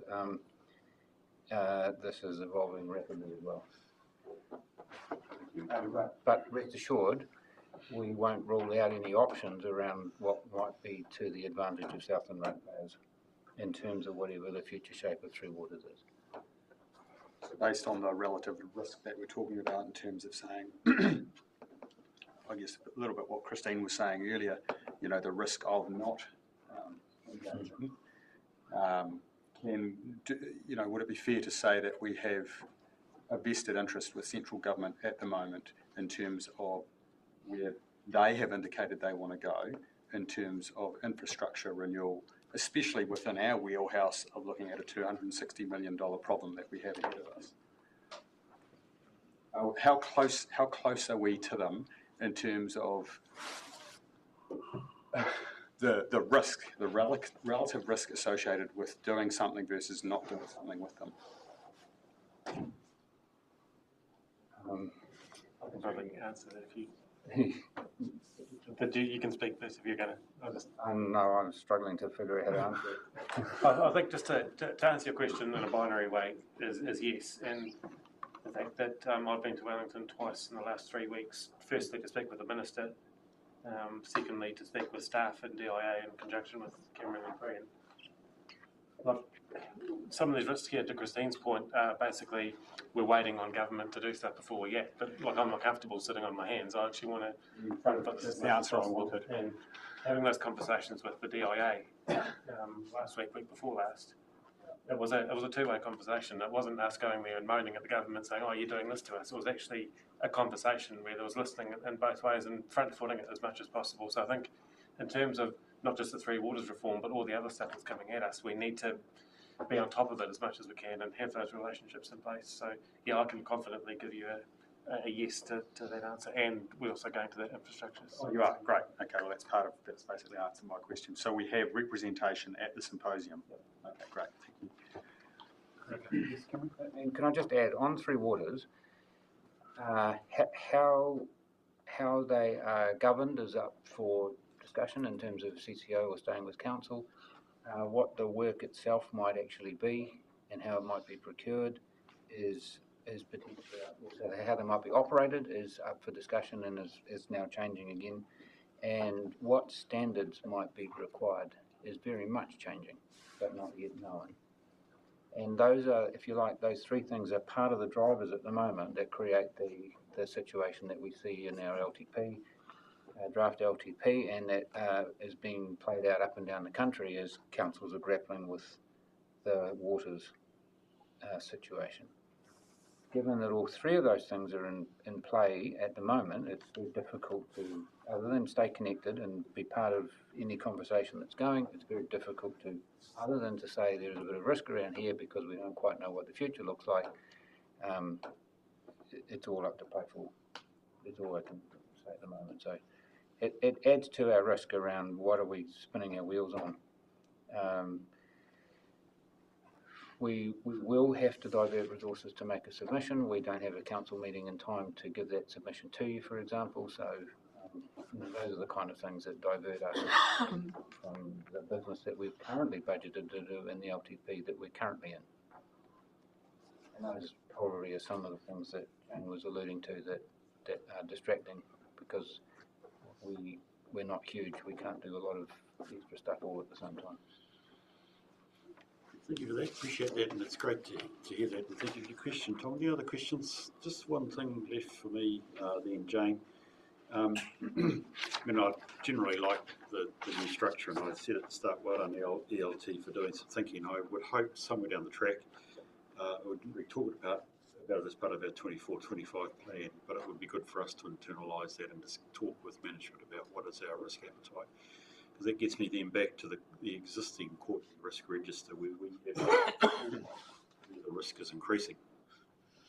And it must beg the question, is there stuff that we should be doing, reprioritising to reduce those risks?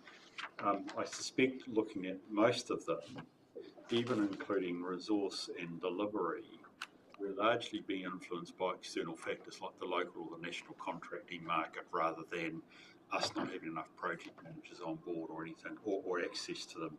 Similarly, even with the disaster event, although I suspect it may be more for a private briefing, you're talking about some of the local response and ability, which isn't just us, but it's other players in the Southland area. So I presume in lots of ways we are receivers here at the moment, why these are red, which almost comes back to Tom's point. We're actively engaged in monitoring, but there's a level which is difficult to say is actions that we should be taking, correct? That's true. Yeah. Good, I've got it. Rightio, can we go to the resolution, please, then, which is that we receive the report. Please see line D. Those risks currently assessed as of significant issue. I've just done that for us, although we've all talked about them in various ways.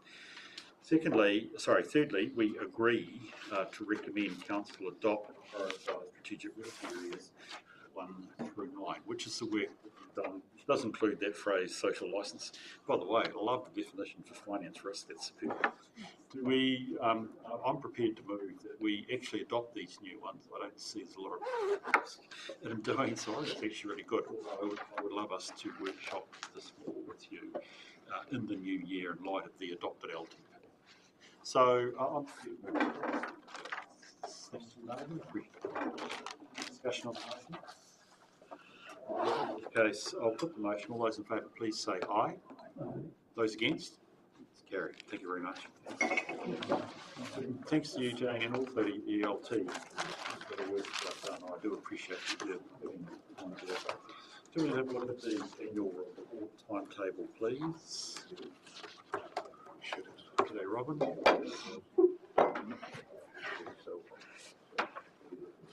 Just conscious of time, can we cut to the chase? Is there anything other than page 221 we need to look at, which is the key task? Good afternoon, Mr. Chairman. I was just going to say that. So keeping it really brief. Everyone's aware that we've gone into the 3 months extension for the long-term plan. Therefore, the annual report also is being extended because the same staff are working on that report. We need to extend the time frame by resolution, and we can adopt it no later than the 31st of December this year for the annual report. Teresa's with me, working on this together, really, aren't we? So the key time stamps in the timeline there is the interim audit will be from Monday, the 17th of June to the 28th of June. Finance and Assurance Committee in October, on the 16th of October, to release the unaudited report to Deloitte, and then an adoption of the full report, summary document and the audit opinion on Wednesday, the 11th of December. Thank you, Mr. Chairman. Thank you, appreciate that, Robin. Thank you for the brevity. Any questions or comments from folk? Yes, Rob. Just one noting that we won't have to do this and we're stuck, but looking into the future and we're continuing chasing our tail, like at what point do we catch up? And the reason why I'm asking that is in terms of the next annual report is going to be after an election cycle, so getting into a new council, having to adopt the previous council's sort of work. So do you think that we'll be able to catch up after this and get into that point? Yes, I think so. The next annual plan, there's no extension on the next annual plan. It needs to come in the usual timeframes. Therefore, the next annual report will also need to come in within the usual timeframes. So, and that's 3 months after the end of the financial year. Yeah, I think Rob's saying even October, isn't it? You're saying you need the audit report next year before the end of the trading. That'd be nice. That's a different discussion, and I'll let Anne just raise her eyebrows on that one and read through it. Through you, Mr. Chair, though, we are, if you looked at the the work plan that we started at the start of this meeting, we were going back to the normal timelines for an annual report. Still a bit of pressure, but you'll have to. By the way, I just really impressed you guys who carried on with the LTP, Rob. I've got some commitments that haven't, and I just think of the workload they have around the LTP and the election year. I'm about to say it's crazy. I don't think it's right for their situation. Report's going to add a lot of load. The critical date for me is the 16th of October, Robin and Teresa. That's really our chance as a committee to have an input to the annual report. So I just want to check and confirm when we say the Word version, it'll be the complete draft report. So it'll have Rob's proposed words, Cameron's proposed words, the front half, correct? That's right. Yeah. Yeah. That's when we've got the chance, rather than the 4th of December. Rather than the 4th of December. I mean, it's too late for us. So the October meeting A is important for all of us in terms of thinking about our accountability and how we want to reflect it. But it's also important so that we can message that we're happy with the nature of it, particularly the front half. The first 20 pages is what everyone looks at. The word version simply means it's the version that hasn't been designed. It hasn't been in the printed copy. Brilliant. Okay, that's great. Any other questions, comments from folks? I'm sure it's all in the diary, which is great. Can I move to the recommendations, please, that we endorse and recommend the key dates? And the important point I think you're making, Robin, we endorse and recommend to Council the extension of the annual report adoption to 11 December 2024, in line with the Water Services Act. Move in a second, please. Thank you, Tom. Thank you, Matt. I'll put the motion. All those in favour, please say aye. Those against, it's carried. Thank you. Thank you, you guys. Appreciate that. Hard yards. Teresa, yes, don't go away. Counting policies. Lovely. We're going to spend 3 hours on it. Okay, so Let's just spend 4. Oh, 4. You're going to move 4? Okay, that's good. Spend the time. Thank you. So I'm presenting the accounting policies for year end 30th of June 2024, and I hope this report has been read. We're asking, the purpose of the report is to consider and recommend to Council the adoption of the accounting policies to be used to compile the Council's annual report for the year end 30th of June 2024. To set these accounting policies, we basically use the annual report from 2023 accounting policies and amend any accounting standards.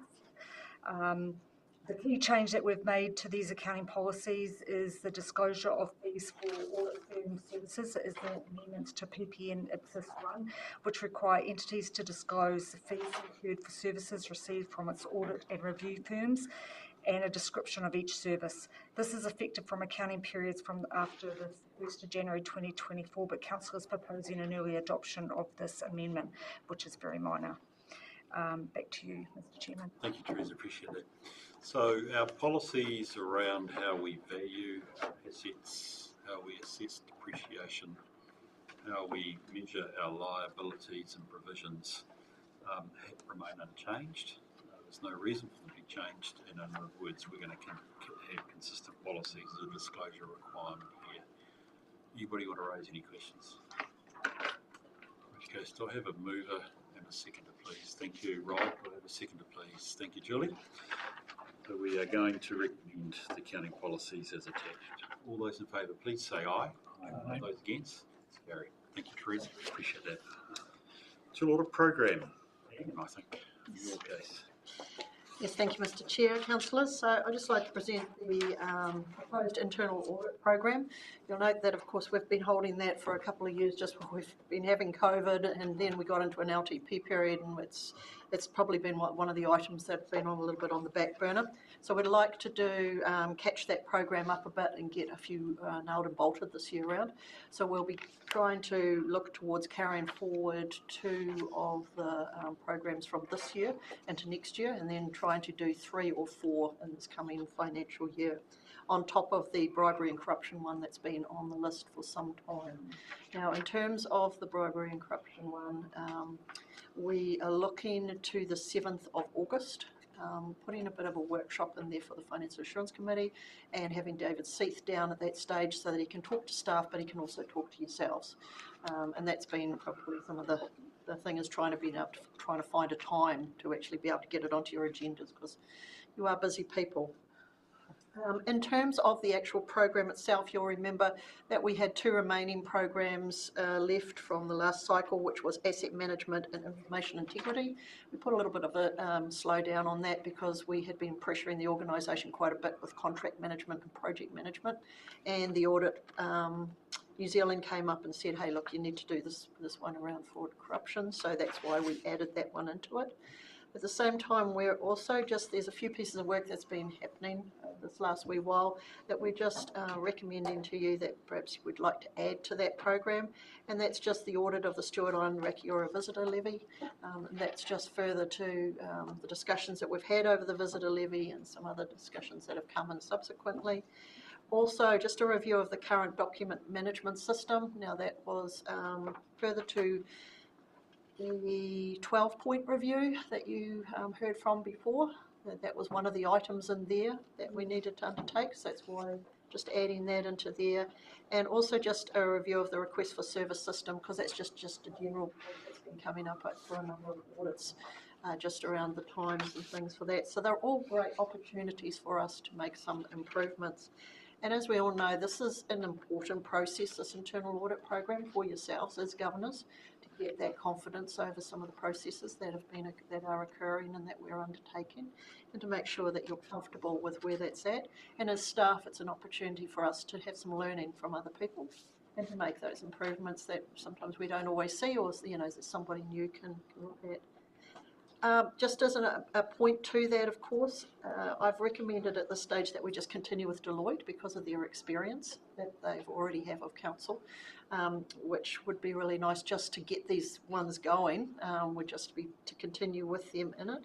However, as a result of that, because they are also our auditor, we now need to go to the Office of the Auditor General and just get approval for those pieces of work. Now, we've got approval previously for the Stewart Island Rakiura visitor levy, but I would need to go back for the other two. And the Office of the Auditor General has just said that they were comfortable in the past that Deloitte continued to do some work for us as long as that could be considered extended assurance. All right, so they didn't want to actually be recommending the changes or doing the changes, but as long as it was assurance, which was part of what the auditors would do in their audit, they were comfortable. But I still need to go through that process. So hence, that's the reason for, or the background for the three points or the three recommendations. Thanks, Ian. Is there any discussion or questions on this? Yes, Christine. Thank you. Just note that staff are currently very busy. We're adding 2 audit processes in here. And usually recommendations come as a result of those audit processes. And we have capacity, I guess, to also implement those recommendations in a timely way. Because it's 3 at once, is it? Yeah, 3, Mr. Chair. So we haven't quite decided because I can only do 3 or 4 of these audits in this coming year. I've got budget for 2, and I can carry forward, subject to your approval, a further 2. Now, it depends on the scope of works for each of those. I do believe that probably either that asset management or information integrity may end up being a slightly bigger scope and costing us slightly more, but that would come back to you. The other thing I would say is that the Stewart Island Rakiura visitor levy one is probably not one that's going to affect us as much. So that one will be one of the ones that we'll try and undertake this year. So that'll take some of the pressure off. The other side of it is the people that we are affecting too as part of these audits. We're trying to put a bit of a cross. So some of that current document management system will be back down in the IT team, whereas the request for services across the organisation, whereas the asset management and information integrity is probably across as well. So we'll try and balance that stuff out, but the intention is to get those done. Now, it might not be always in this first half of this year, the first half of this financial year, because those 6 months are going to be really, really busy for us. But next financial year, we're hopefully in those first 6 months, it'll be a bit quieter. Thank you. I see you've noted that. No, we're going to do, but I'm just mindful that you've been waiting for some time. These things have been held, and so that's hence the reason why I just need to catch you up. Yeah, and that's fine, but there's equal frustration, sort of feeling as though you're placing pressure on staff at the other end because the timeframes are not being met. Correct. I agree. Thank you. It's a very good point, and it's always a challenge for internal audit when it's the right time to do something and not totally turn the internal organisation. Yes, Tom. Chair. Just 2 questions around, you're talking about the specifics around the audit of the Stewart Island Rakiura visitor levy fee. I mean, we've talked about central government legislation and the changes associated with that. The visitor levy at large looks like it may have some tweaking done, which could have an effect on this, may or may not. I don't know. So this would be more around the collection of the levy. Of the collection, okay. Yes. Okay. And the other, okay, so that's answered that question. As far as an audit goes, do we have the scope within the audit to, does that go beyond just the district council as an entity, or does that go into our stakeholder, our other stakeholders? So as an example, we're a 2% shareholder in this project. Does that audit those other areas, or is it just specific? Not in terms of these audits. Not in terms of these. No. These ones are about council, apart from the Stewart Island Rakiora visitor levy, of course, which is going to our partners who are collecting those levies on our behalf. Ms. Tom, any other questions? I just would like to tick these ones off. I think they'd be really good to do. And I think to pick up Christine's point, subject to the pressure on the organisation. John, I didn't have a chance to see you lunchtime, but I take it you're happy that we do an audit on the levy? Yeah, we've been asking for it for a long time. I wrote down here, I'd like it to be done sensitively and as a facilitative audit, not like the IRD walking in. I think it's actually important because, as you've said, they're critical partners. They do this for us, in effect, and themselves, I guess. I'd like to see it done in an appropriate way. Just if I can add, that as a result of the audit, there's possible some changes that some of the operators would like to see. Yes, yeah. I think it's got to be done very sensitively because, I mean, the other risk actually of an audit is actually they have to be returning the right amount. We do need to be conscious there could be a sharp edge to this, but I think it's really important that we actually do it, the request for service. I think it's really important because actually these are about assurance, not just for the organisation, but for us as council. And if you're going to recommend to your constituents, use the request for service system. You want to know you're recommending to them a darn good system. So I think it's great to do it in a document management system. We already know from our reference to the Fiona Downs 12-point action plan, that's really important. So we've got a resolution. I went back to the previous paper because I just wanted to reflect under paragraph 10 on page 224. If we're going to retain Deloitte's, and I'm happy that we retain Deloitte's as the subject to OAG approval, it will reflect in what we disclose about the remuneration we've paid them as one of those ones there. Other services or something, your work that went out from your head, I don't really worry about it, but we will be showing it as a separate item.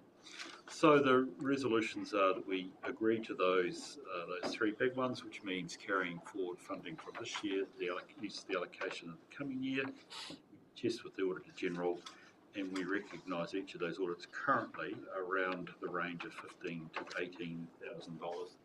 You might have to come back to us if that document management system one was significant, so I hear your point. Mover, seconder. Thank you, Margie. Thank you, John. Motion. All those in favour, please say aye. Aye. Those against, it's carried. Can we look at page 249, which is the motions to exclude public? We have the items and the reasons why I'm comfortable that we do that. So I'll move from the chair. Thank you, Julie. Any discussion on the motion to exclude? Being none, I'll put it. All those in favour, please say aye. Aye. Those against? Thank you very much. Just make certain, just a couple of minutes while we de-liven the meeting, and use the remaining dead. Stage. 3 o'clock. That's another joke. Okay, we might just. I'm failing dead. Okay, then we might just have to jump. Okay, you tell me the order. Yep. Are we good to go, Andrew? Okay, great. Look, I indicated to you. The live off. Oh, yeah. Yeah.